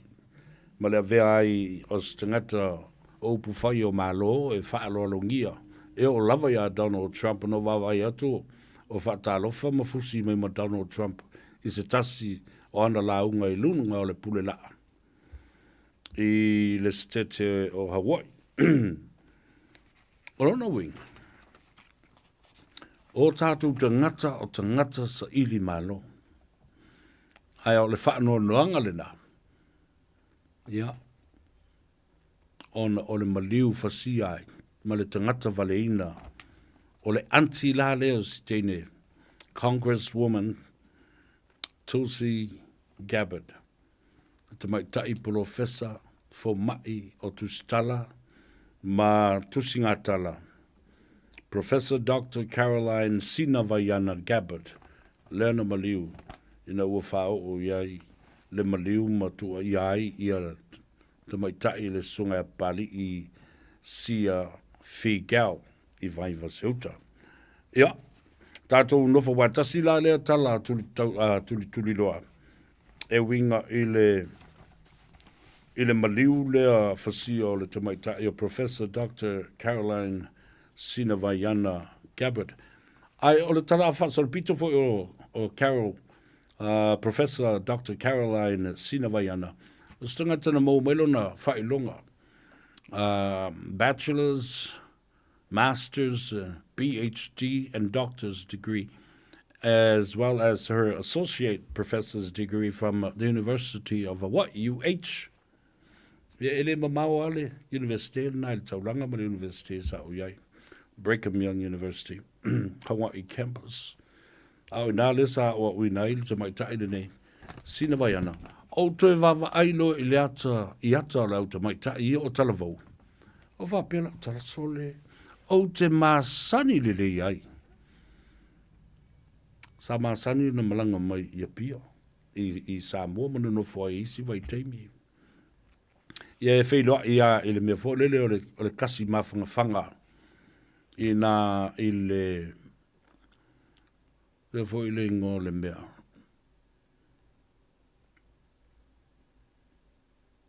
Otto's Reef.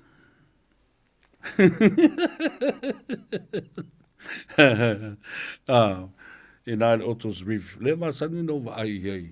Te ngata nei pe ata manawa foi. A onga lua e le whare tupe. Le Pacific Commercial Bank. E umatuli mai lo ile Otto's Reef. Ile lato special foi le faile. Ile afiafi pe a manawa le ngaruenga. O watu sole talo fai. O tangata nei ese le au le lei ma talavou yaso ia. Au ati tilo tu nei ai. Ai o le e mori mau mai I tustu singa I fai. O se wō mamai. O se au wō mamai. Ia le vaenga le nei to lua. O papali I sia Figao. Ia whapena fo I Professor Caroline Dr. Sinavayana Gabbard.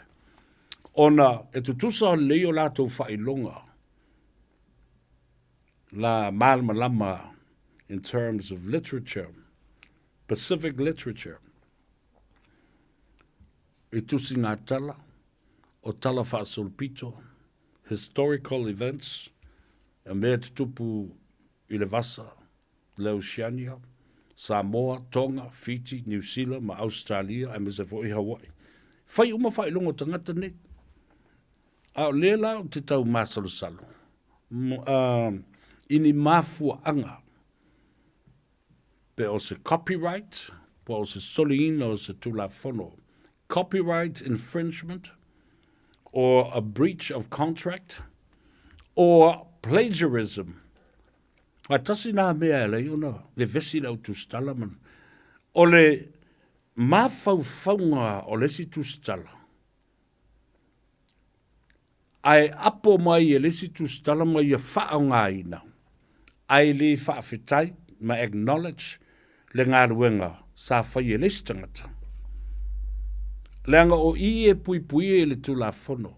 Not only copyrights infringement, the breach of copyrights, plagiarism, but also intellectual property law. O le mawhauwhaunga.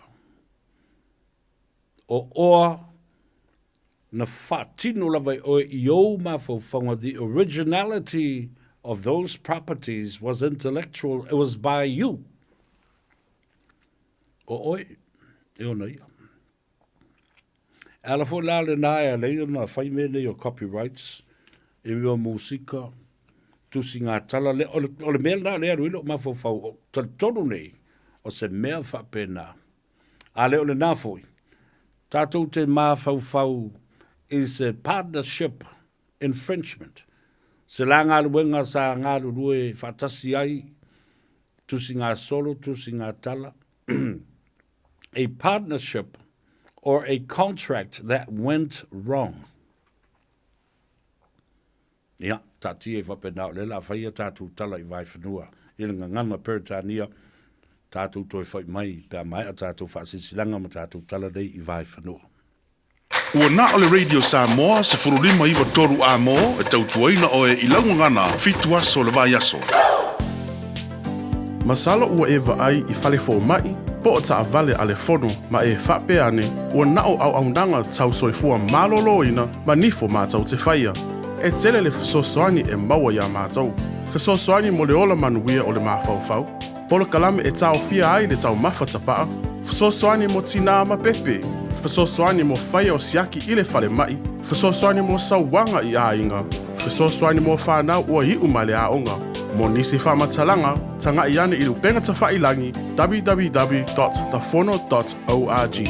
Pe vala au le o valu selau, fono for you. O valu selau, tolu ono whaavalu. O fuafua sau tafonga I Samoa, manatua le Return to Paradise Resort. E fastful tolo na potu whaapea vile se lua se fuluiva. O se whalitel malo e whetau le lei mo tafonga, po o whaatasinga a inga. Whaielo wasu tele le whalesa o tapena ina mo le lua wha moe. E o atu le whase lau tangata wala au lia talia. Return to Paradise na filifilia le toa Samoa. E whai malolo ai. Langolango le whalitel malo e umia mga lulue ai tangata Samoa. Tanga iane le returntoparadiseresort.com pe wala au lua lo ofisa malanga. O sa ili se whale inga e whai eise tau mawhitanga o le auli. Pe tali e fo ini au malo. Susuma I le Sandbell Buffet. O le a whaamalia ina lo fina ngalo I tau mawha o saunia le limo oe. Tuatu si Iva Atkinson Avenue I Otahuhu.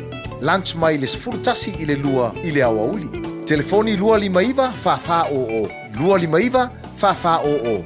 O lua fitu lua ono iva o lua tasi. O lua fitu lua ono iva o lua tasi. Ua na ole Radio Samoa se furulima iwa toru a mo e tautuaina o e ilaungangana fitu aso le vai aso. Ua mawhai o na aura tula polo kalame le leimo o i aso taitasi o na o le langolango malosi le whale maliu a se alo le atunuu o ese tātupu Funeral Directors I Manukau City. Polo kalame leimo o e tālo whalapa. Sa mātou tala no menisi o li I o je māsani ai. Na mātou tala no I nai tangata surwhai mai New Zealand nei. Mai atunuu o Afrika. Sa tele o na whaitua ina nei uso mai sa mo matonga tangata surwhai. I o lātou tūmanga ai mai se ai le uliuli o tino o isi tangata surwhai. Sa tali te I ai se tasi o li I le whailonga tangata o li nei mai le Pasifika. Ma whape atu, ele o le mafuanga e lea e tasi na tātou o mai I New Zealand. O wana tātou surwhai mai fo I le fia maua o se manuia, ma le fia whaasa loto ina mai le matiba. O le upamoni, o tātou uma o tangata surwhai mai I te tonu o New Zealand nei. Wa ana tātou manuia I o tātou atunu. O le alme o tātou o mai ai le nei atunu o malulu. Ona tātou mawhawhau ai lea, e tō tele tangata o loo fia maua, se no whaanga e surwha ai. O tele o tala nola, e le tūtau se atunu po o se whale nofo ai.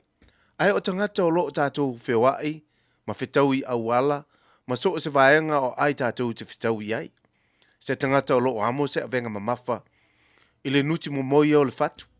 Se tangata wa ino sia e tangata ona o se anga sala wa whaia.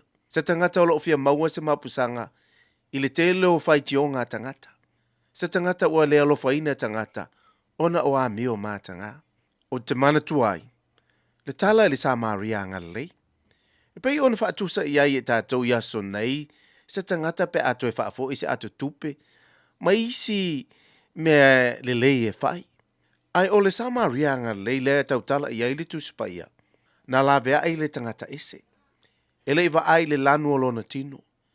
Ele iwa ai le ese o tūmanga. Ele iwa ai le ese o tapo inga e alu I ai. Ele iwa ai pe mo mai ai sana mea.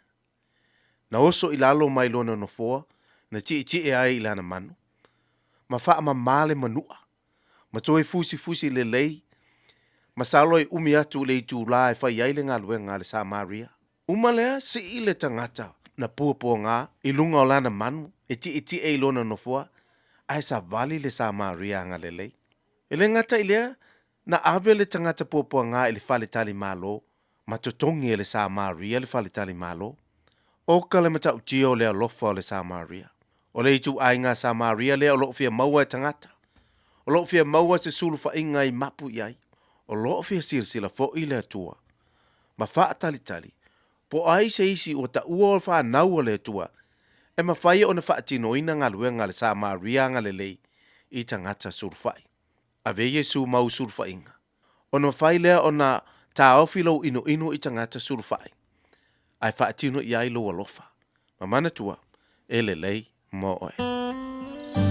O le ese tatu pu funeral directors o se fale maliu Samoa o le tali foilea o taimi whengata o na o le malanga al maliu maleoti e mawhaifoi o na latu awina mai tino maliu o e pele mai so o se atu nuo lanolangi wala au no le ese tatu pu funeral directors I le lua no lua tolu fitu o pea fiu ane ele se fulu malebalu Norman Spencer Drive in Manuko City.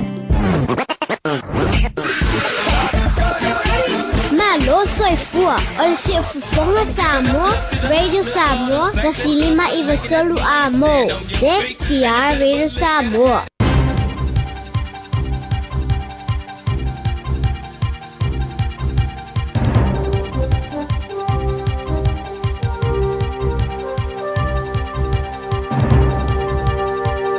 In this update, the Public Service Minister says for the most part, allocating services based on race isn't based on evidence.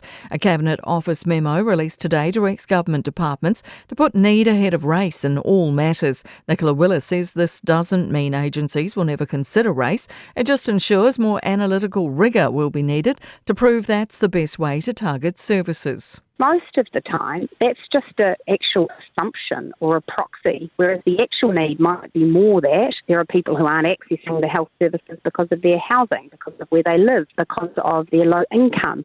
The Associate Education Minister is concerned over reports that some teachers are eating their students' lunches. The Post has spoken to a staff member at Waikato's Tuakau College who confirmed staff often grab lunches for themselves, including special meals for children with dietary requirements. David Seymour's unimpressed with the news and has asked the Ministry of Education to investigate. One of the jobs of teachers is to instill good values in children, and it's very hard for teachers to do that when the teacher themselves is allegedly nicking their lunch. Heavy snow and chilly temperatures expected for parts of the South Island over the weekend. A heavy snow warning's in place for inland Canterbury, south of the Rakaia River and central Otago. State Highway 80 to Mount Cook and State Highway 6 through Haas Pass are closed as a result.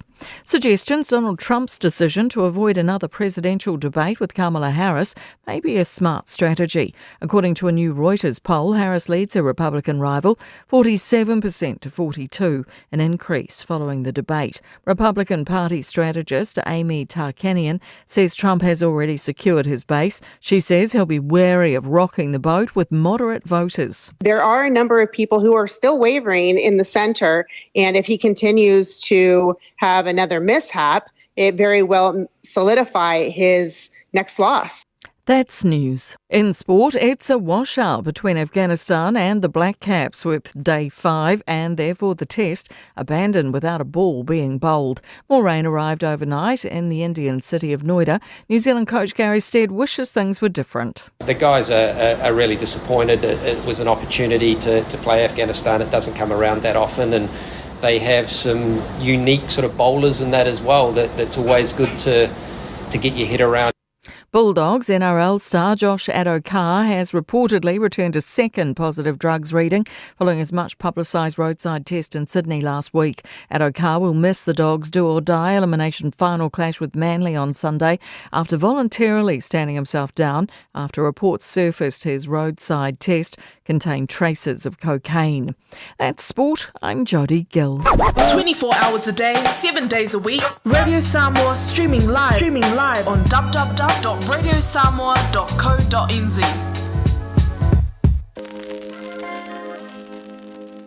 Yeah, it's your boy Big Hummer back at it again.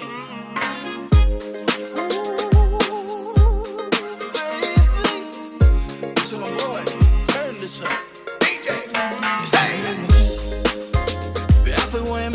baby, King High in my phone.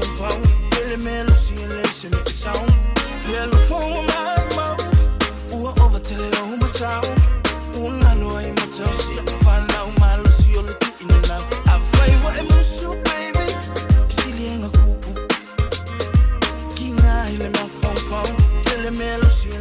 met sound.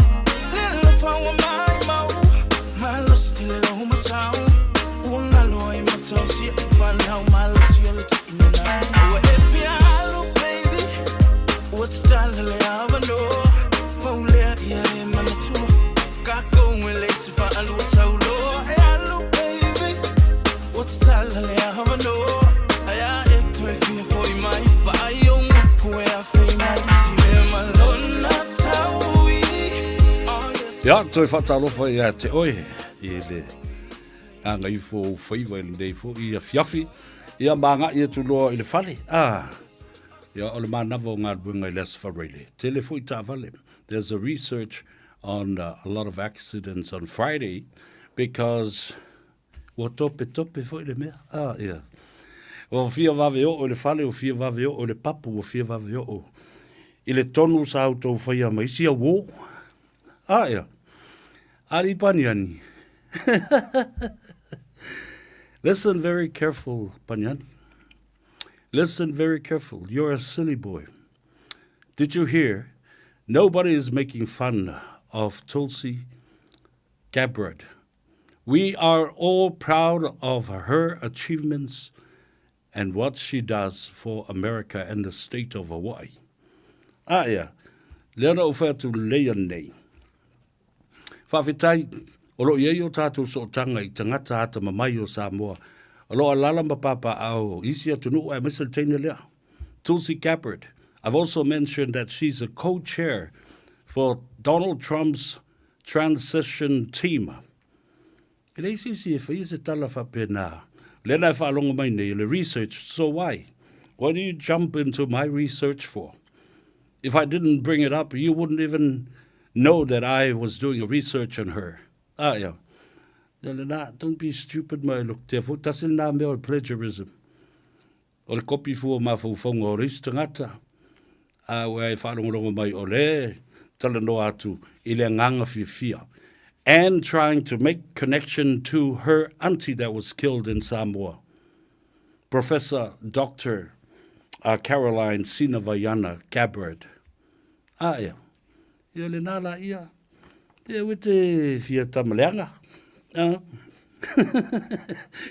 Don't be silly and be stupid because people read your comments and know that you're a fool. Fai whale beka mea, sa le yala ka wo maka meltaf sota inga ma whamalo atu fo ia te oe.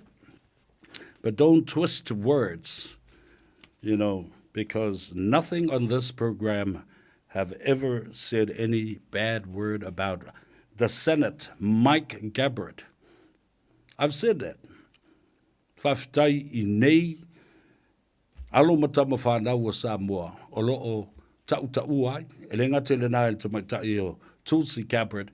She was also a colonel, a lieutenant colonel in the National Guard of the military of the United States, served in Iraq, served in Afghanistan, and she had the bill to bring people out of Afghanistan. So can't you hear that? Whalongo leipu o talinga. I've never seen it like fully yet, in the University of the Brigham Young University. Ia la lau whea au iei, pe ai leo o mai University sa o wina ia. Ia le na. O na o mai leo lau talandoa. O lea sa tu ue whaile mā talandoanga. Ma le awhionga ia lei tuwala. Quincelani Toelupe Tango.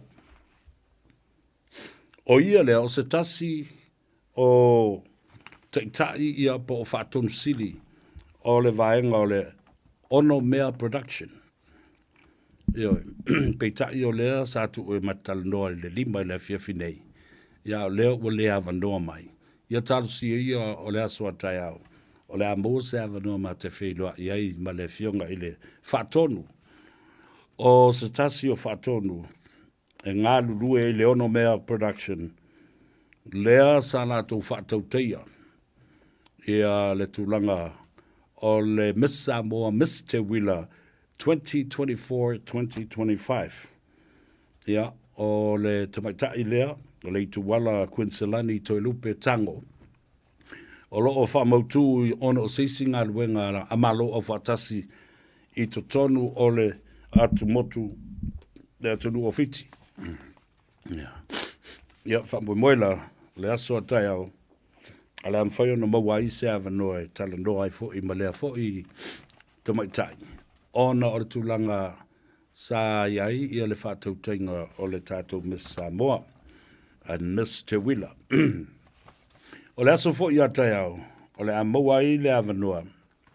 E tala noa tuai se tasi o tino matua, o sui sinia o le tātou mawhtanga le Jaws. The Journalist Association of Western Samoa, le fionga whamuina, a pulu Lance Polu. O ia fo i lea o le whātau sili o le ala ata, ma le Polokalame. O le media outlet o le Talamua i Samoa. Ona o le tūlanga matautia le tūlai mai nei. Jaws and other major players in the media, the local media of Samoa, have been shut off and shut out. Ia, mai i le tūlanga o le tū whaatasinga o le media atoa lātou te whaasalawina, ia tala o le whono lea la awhai nei, ma tauru manga umalawa o le whono, a malo au whaatas. O le whasini lea lo tūlai mai nei. Ai sea ua whai ei whaapea, ma whiato, ma tau ai i le awala. Le ngā ruenga ma le tau tua a tūstala a Samoa, ma le au whaasalau. O ai lātou na whaia nei tu ai ngā i unga whapea. Leanga o i e atangia mai e fo i le corruption ma poro kiki leanga o lo whai e tono le atunu. Lea lava ua o i tono o le maafutanga.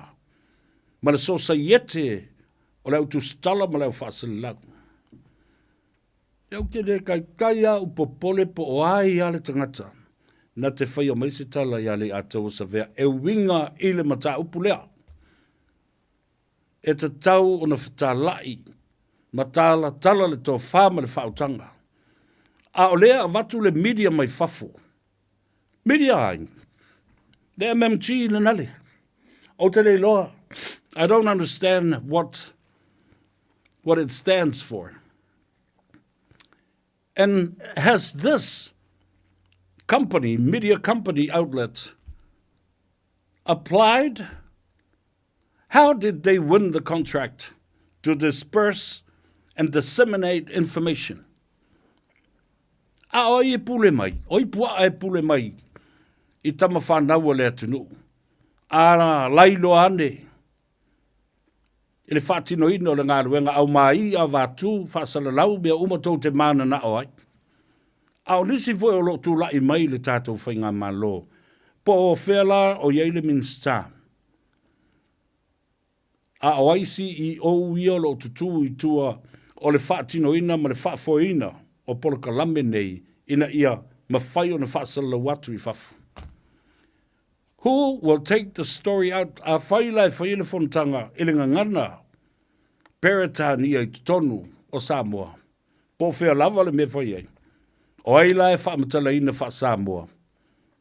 O ai whaalili wina I le tātou ngana ma mamori atu. I le atunu ina ia maale malama I mea I palu I kongui. This is a disgraceful decision. Au I la taufo I o lo tu I matangi olo. E wha so ina avanoa nei, mo tama, ma teine, o lii matamaitai, ma la taufo I company tu ma oti, mo le media. Ia, se I tātou whale, ma leanga, I la soa tai au ma le fionga a whamuina, a pulu Lance Polu o le Talamua. Ia ma se ava noa fo'i ma le tamaita I a langi kirisomo o le Palestina na o le tātou asosi. O le autu stala ma le au whaasalau. Jaws, Journalist Association of Western Samoa. ina ia tātou māramalama ma manino ai. O lana winga fo ila. E control fo i tangata nei. Le media atu lea mai New Zealand. La le mea na le whai ei ni tau o fonga. Ai se ana le whaalawi loa aloa ia ai. Whaalawi e tele ni tau o fonga. Because I know if it all have been done properly and having it to be tendered in the most appropriate way and the due process of how this job has been tendered, I'm telling you, Samoa Multimedia Group Limited would have jumped to that opportunity. Let's tell us, tell us what. Mea nai loa. Le manatu whapito, oi tangata i e whaia ia, tu ai ngā whainga whapua a whapene. Tala mauri tala leo watu. I le to e fitu nai ma le se i seu sila ma wa ai. I le tau tua alo ma tama whanau Samoa o whaia nei ngā luenga. A o tau fo i Samoa. Tau tua nā anel ma o tau le tātou ngā luenga ma wanoa. Lan me wo le anga ia i la tau o lo tei fono anga i le minsta o na ia ma taupu lea. Anga i le tamaita i pāremia. Whamura mole. Ai se a lava o tu la fua i whapea. Tama whanau Samoa. Na umaro fo i lea ngā whiato, whengaui, matau ai i lea wala. Eo na o mea mata ngā mea tūlai mai. A lea wato i titi. Ai ole ngā luenga sili le nei, ona tā ua, e mo mori atu ai se tala le nei. Le ano fale o nei fono tanga o lo whai atu, mo se teimi mua i lo tātou watu nuku pele i Samoa. O le tā ua o le mele, o le tātou tau whai ai totu i le mele paru ai le mata upu ia, so se mata upu e lote tono le whano nei. These are the most dangerous people from any other people. The journalists and broadcasters, the operators of different platforms and social media. The most negative stories will fly around the world. It happened in Samoa. It is going to happen in Samoa.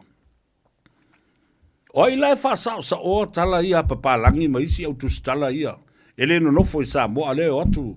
E a Samoa ai ma wa ai ni mea leanga e wa ai masei. Wa ai masei. O tustala Samoa la tu te teu wina i a mata ngofie ma le lei Samoa. O ani tala e se ave fafo. The greatest example is just about 2 weeks ago. The stories that were brought from the Telegraph and other news magazine. Ilas ye singa lena watu le komiti fafoe eva ai le tapenanga Samoa. What did they say? Na watu I fafo mtua au mai le tala leanga. Ele lava faletal malo o Samoa. Leanga pitanga. Ele lei le la tau tapenanga. E wha whela na toi wha sa o atu nā mea. Seu sila. A umala. Ona toi fo ile o tangata ia. A oai tau te vala au ia. Oai te tau vala au ia. Tau te toi tau vala au I tama whanau Samoa. Te vala au le media Samoa. E o mai ia.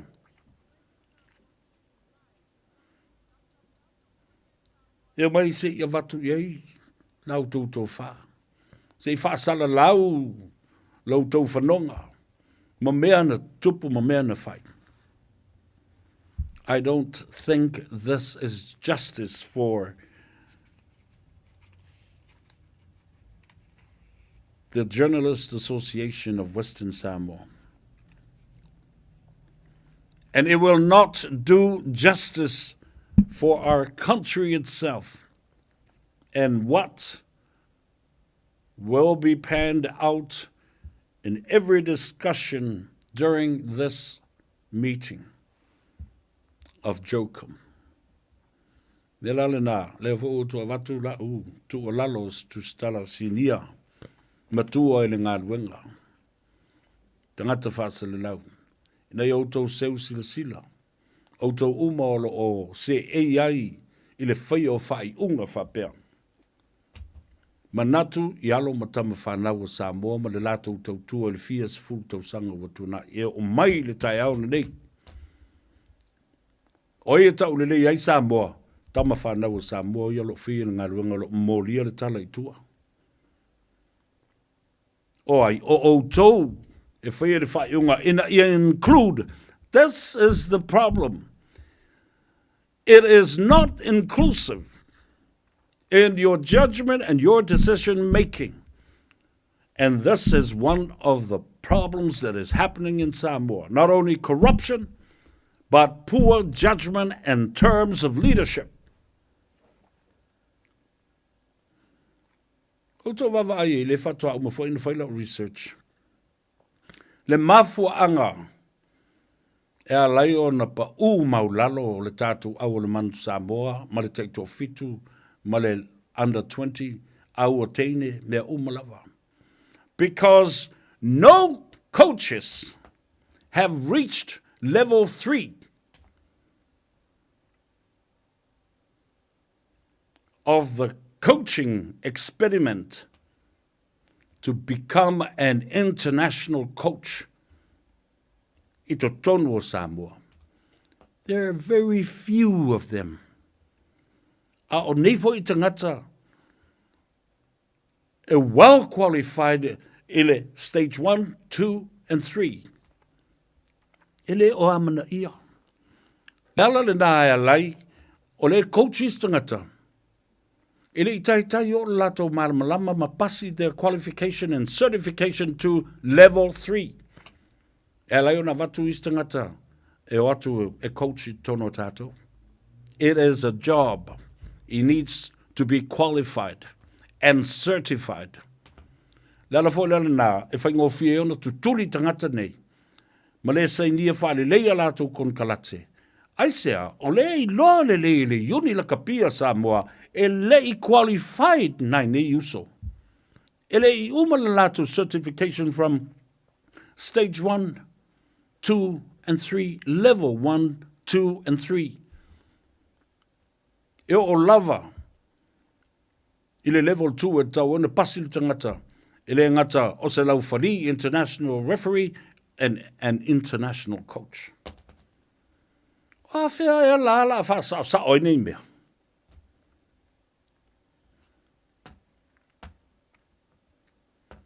A wale mea la le la silingia nei, pia iai sisi teimi o la kapi, au mai la ilunga tangata ia o tutuli, au mai ilunga ma coach e qualified a Samoa, ua o le level lea.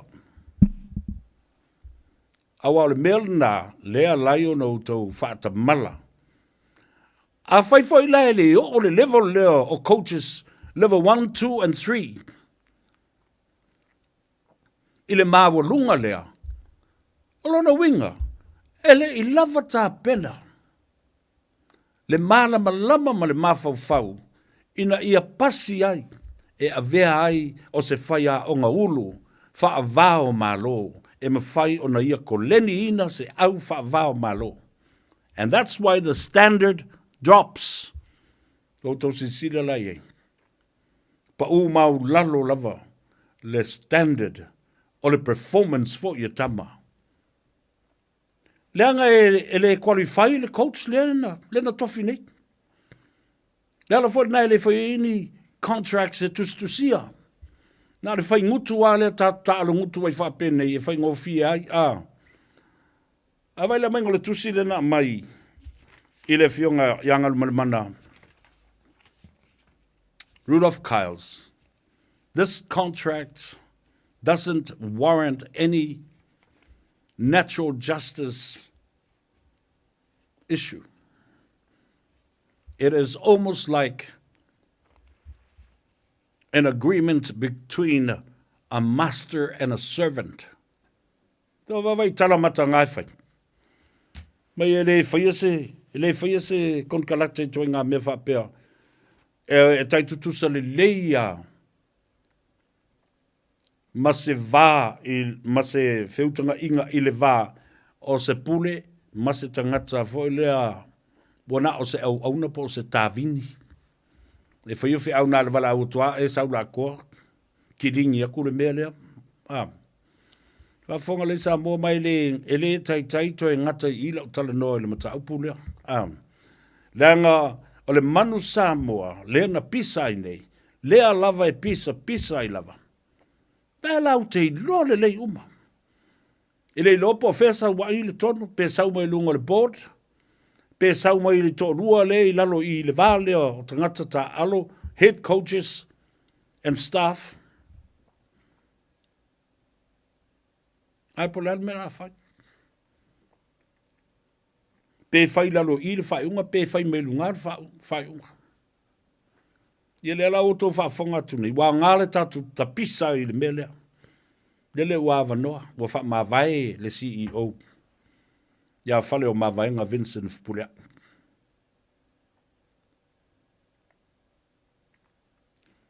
Tasi le nā mea tā ua, oe tā pena le loto i whale o whai a onga. O le manu Samoa. Show us your certificates and your qualification that you are certified and qualified. E le lau tato fisiringia mā mea nei, a mai iluma.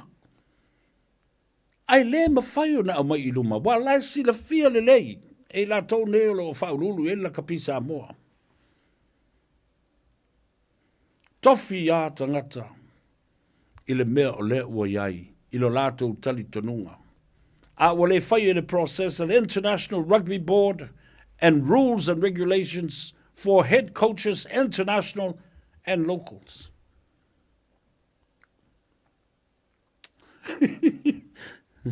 Ake nei lo se peka ki ika peka ki kangi peka ki aka pera. Ese nei loka aka.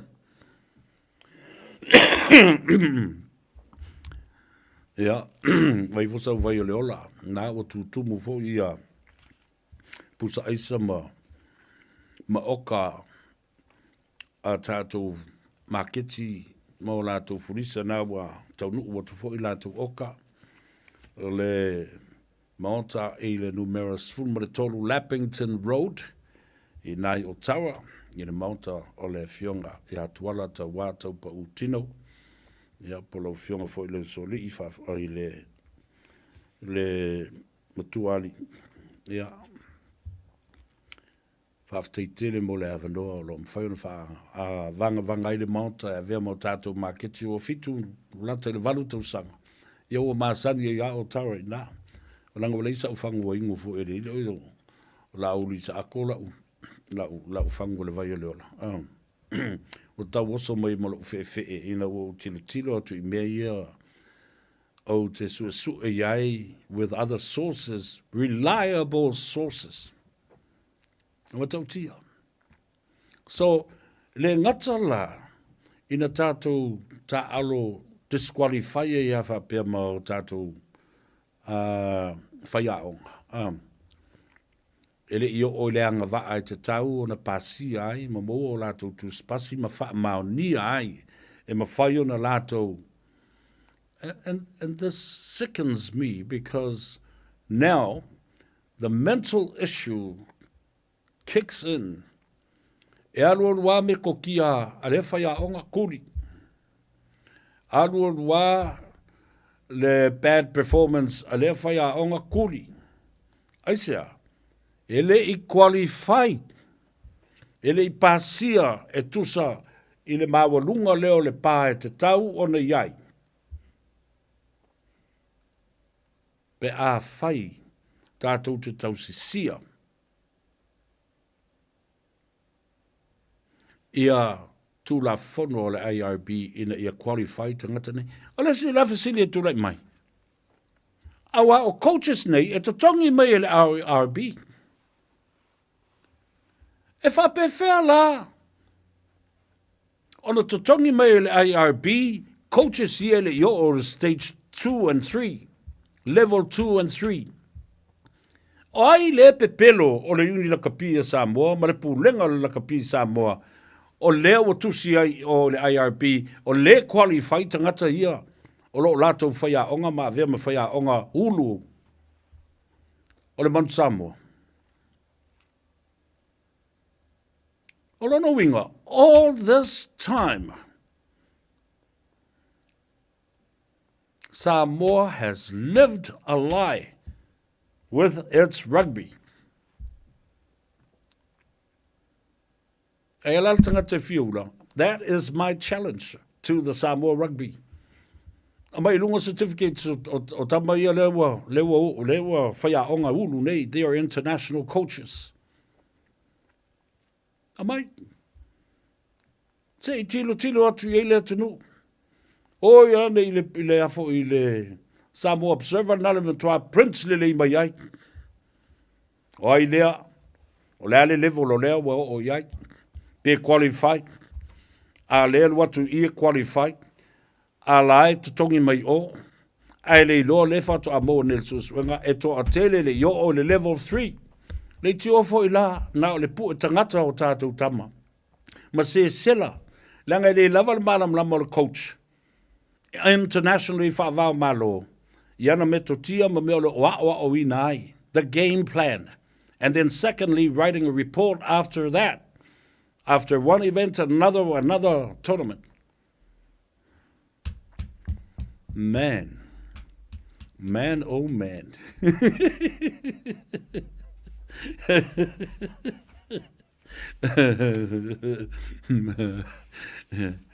Yeah.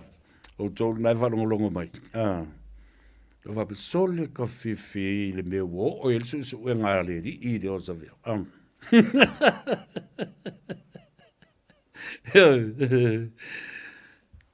Tilo, ele matau pule nā. O tau le au loto leanga i e, tau ma whai pēa, e pui tu le epa malana pulenga, malana komiti whafoe o le lakapi a Samoa. O iai, whawhena lātou pōngi sā. Lele o amata na langa ma mai whafo mata upu nei. I le leanga waa o tātou whaia onga ina ia vea o ni whaia onga. Wha maonia. Ma certified, qualified, reaching level 3. Isi saulas kan kam whapepea mai langa. Level 3. Oh.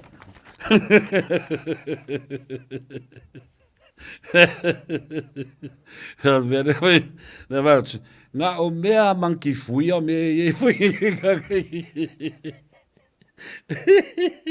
ma winga fa manki a me e fuia ma mea fa kanki e fuia ala tato o se itala ia tato fa sisilanga ya e mo e ka ko kupe na foi ka kongi ari rauli tatu toi foi mai o leo toi lus fu fa minuto tale tu la fitu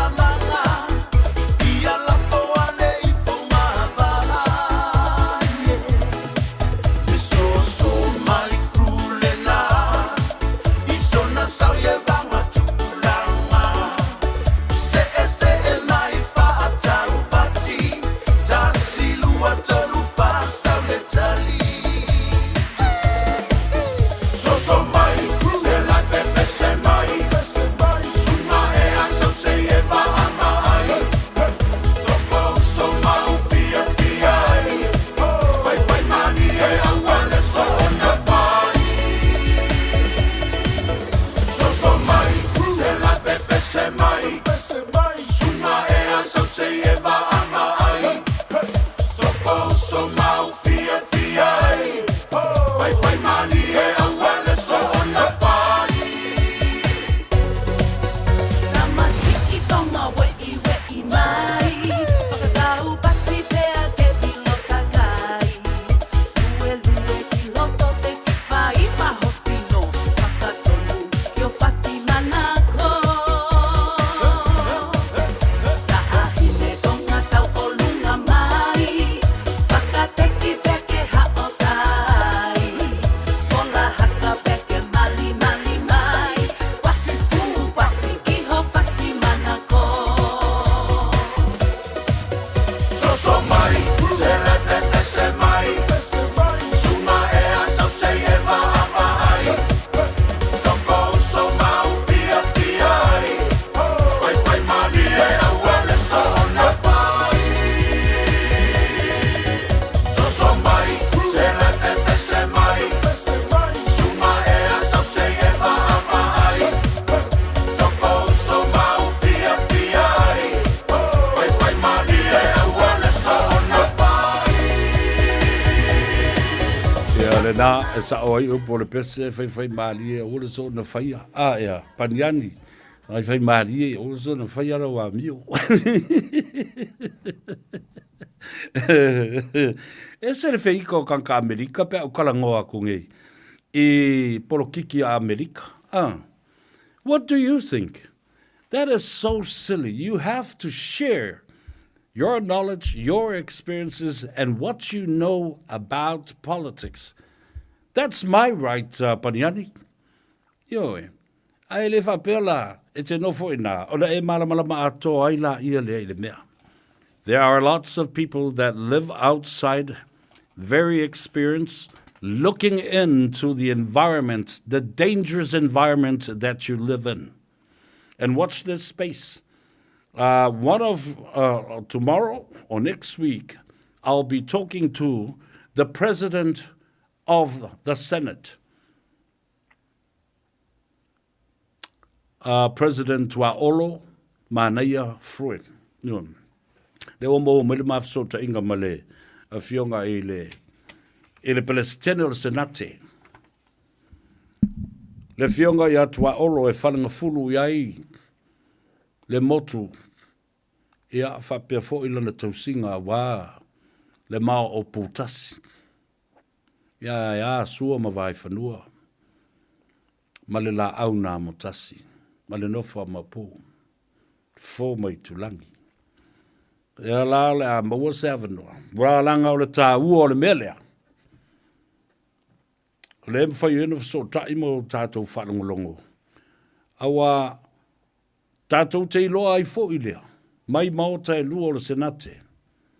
Le maota mawalunga e tuila mamanua. Po le a, le whainga malo, lea le a o iai, tutuila mamanua e langolango. Whether it's Donald Trump and Donald Trump and the Republicans or President Kamala Harris. Kamala Harris, I'm telling you, o tau tangata ia e no nofo I o matau o I maa mai. Lelei, o la autou ai a tatau le nā. O la ufo ia tatau le nā. E ta watu ia te oe. And the analysis. You know, you don't just read. You don't just read and hear the news.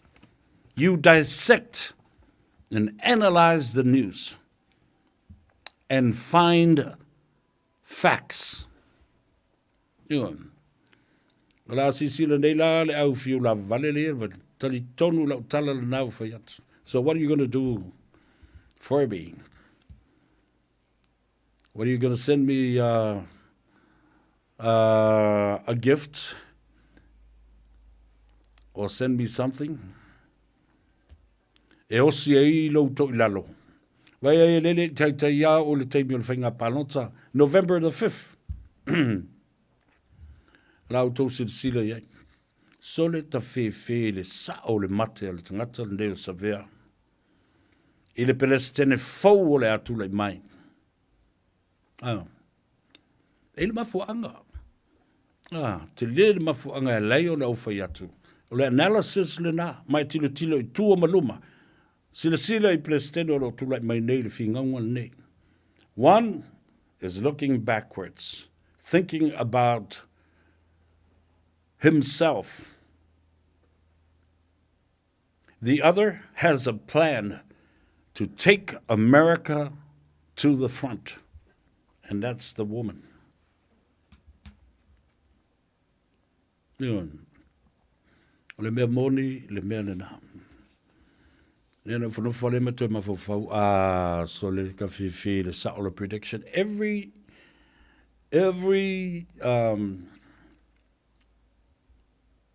election in the last 10, 20 years that I've covered, I've predicted a lot of those.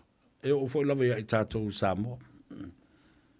O le whainga pāno ta whao lusutas, luafasutas. Pālo ta uma, I've always predicted, yes, e malos ia tu le epa malana vaenga. No, mai loa fo le pālo ta luafe ma le valu, luafe ma le fitu. No whai atu o nā wa mata na sasi e tu le epa. O le whaatuina mai, o le mata upu leo lesta le ino whanua. Wha leanga nuu o Samoa.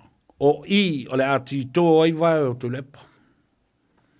E whaalongolongo pēr, tangata, and it makes sense.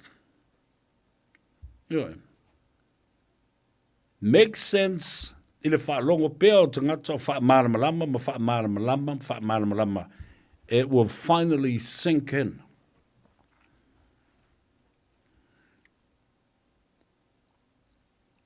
Le fiasa lau o tangata ia, na manu malo i nei. So se whainga pānota lava se atunu. Ai whaia I nai. Peila o le mawhanga nai leo whatu nei. 85 million people voted for Biden-Harris ticket. That's 85 million people that fired Donald Trump. Whapena fo Samoa. Tolus fulma le lima I tu malo na lato tuli ina. Tule epa ma le HRPP. Fafo ma le mawhala. Fafo ma le mautafono ma le paramene. You are fired.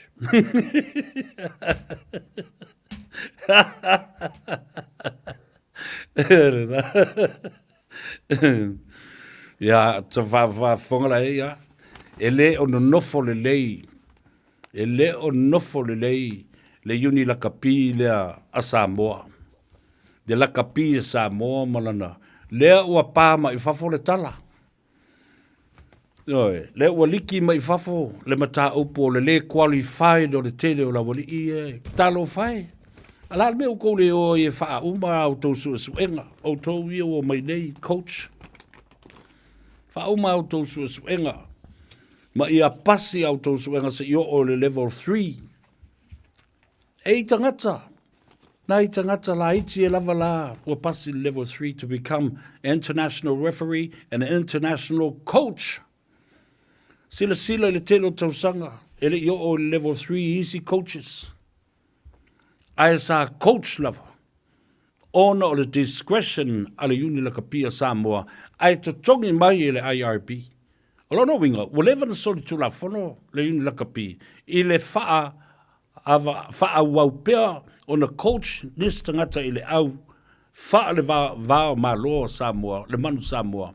Ai le io olo lato to mai faa vao malo io lato qualification and certification I le level 3.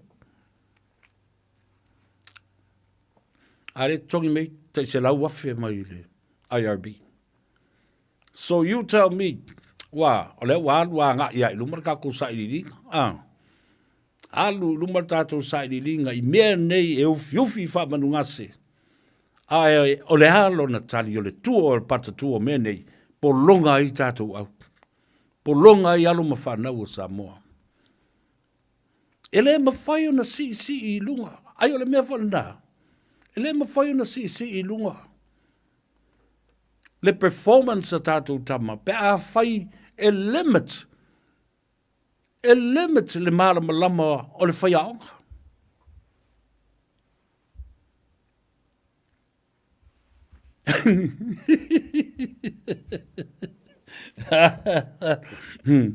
Pa maua alala ko me la Faiva, because that's the end of the statement.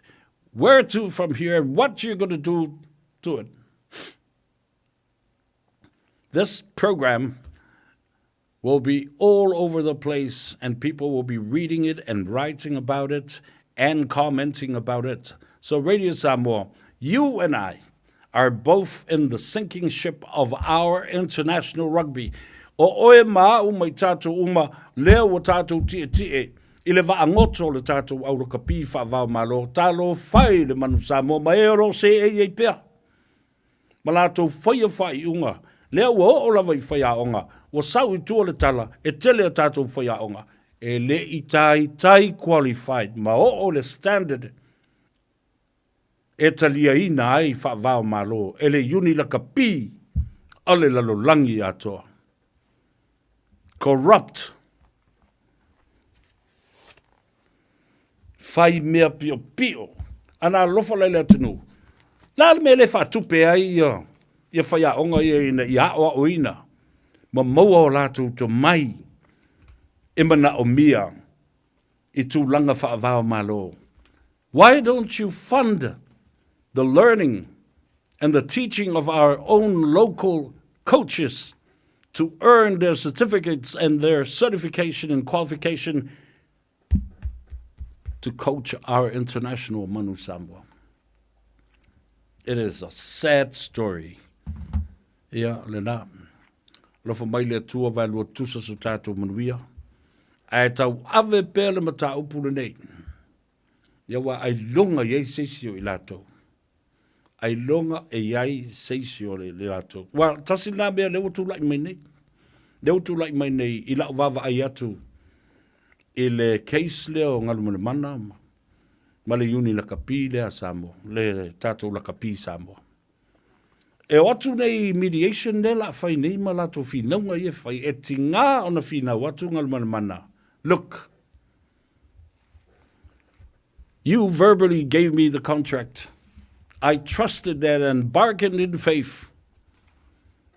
You didn't need to write a contract to be signed. Ili toi mana o mia ai se kon kalate e sainia ua lava lea le whaatua tuanga le tātou talanoa whaale uso whaale uo ua malama lama o masani a tātou tala.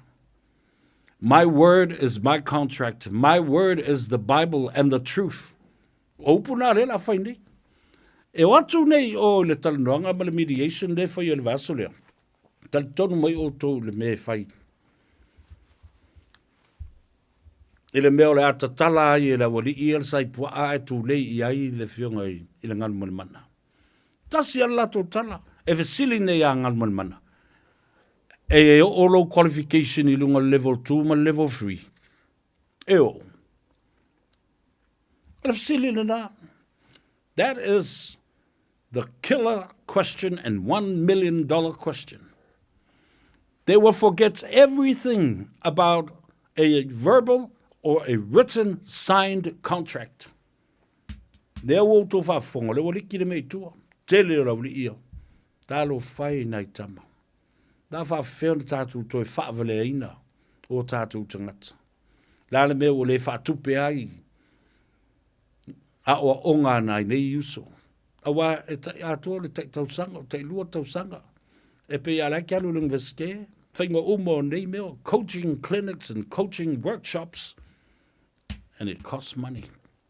A umalai Samoa, e taulana e sau New Zealand po Australia. Supervise ai oe mas whai ilau su enga I nei. Ianga e la kua ila inga re malau level 3 e ke lo la le me. Ke lo la lau au la kapi ke la kua. Ianga le au la kapi a whawhinge. E ka mo mo e fo mo la ko holo mu mo la ko meanga. Leiti o talo whai le tātou au. O ai a mata umai nei mea. Whafonga la Samoa lau tala la whai atu. A whesilia tu I, whesilia ne I tua I lesi tua I atu le I. Nobody is going to be accountable for any of this action. So oili mo Donald Trump for you know, people are eating cats and eating dogs in Philadelphia. My pet dog too was eaten by some of these people. Well, talana te malon whainapo. Whai mai o I lātou ia malanga mai o illegal immigrants. O mai te tono le atunu o taunga tāre so I fuanga o reini me ai. Ia, tāngo whiroa, I le ai me o wa ai maile, wa ai pusi. O e mata iai, ele ni upu nā sa vea. O upu nā le te malo Donald Trump. I le pō na matua whaia ina to tolo ai I le whinaunga ma le debate ma le Vice President, ia Kamala Harris. Ia lo ai ngai Amerika, alofa te latu mautou, outu te polefu outou nā mea a kako kalangoa I porkiki o le porkiki anga a umafoi uma. Ia, a le mea tāua. Ia, oe, wa ai whaale lei, ia lau whai unga e whai. Ua uma tuai le lei e whiafi whamangalo se leo. Alofa mo oe, wa leo lei a tau sa vea. Ia, ma le sunga ia Lauli, Isaac Paunga. I le Gagaifo Faiva, o le nei as whareile manuia, nei a whiafi tātou wheloa I le tāno awa le aso tai ao, e kako kani e I foi.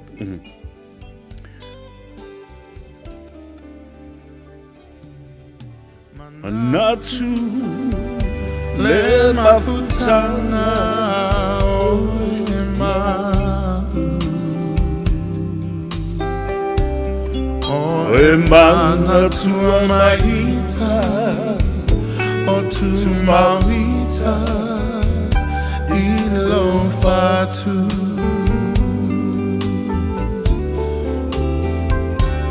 o ma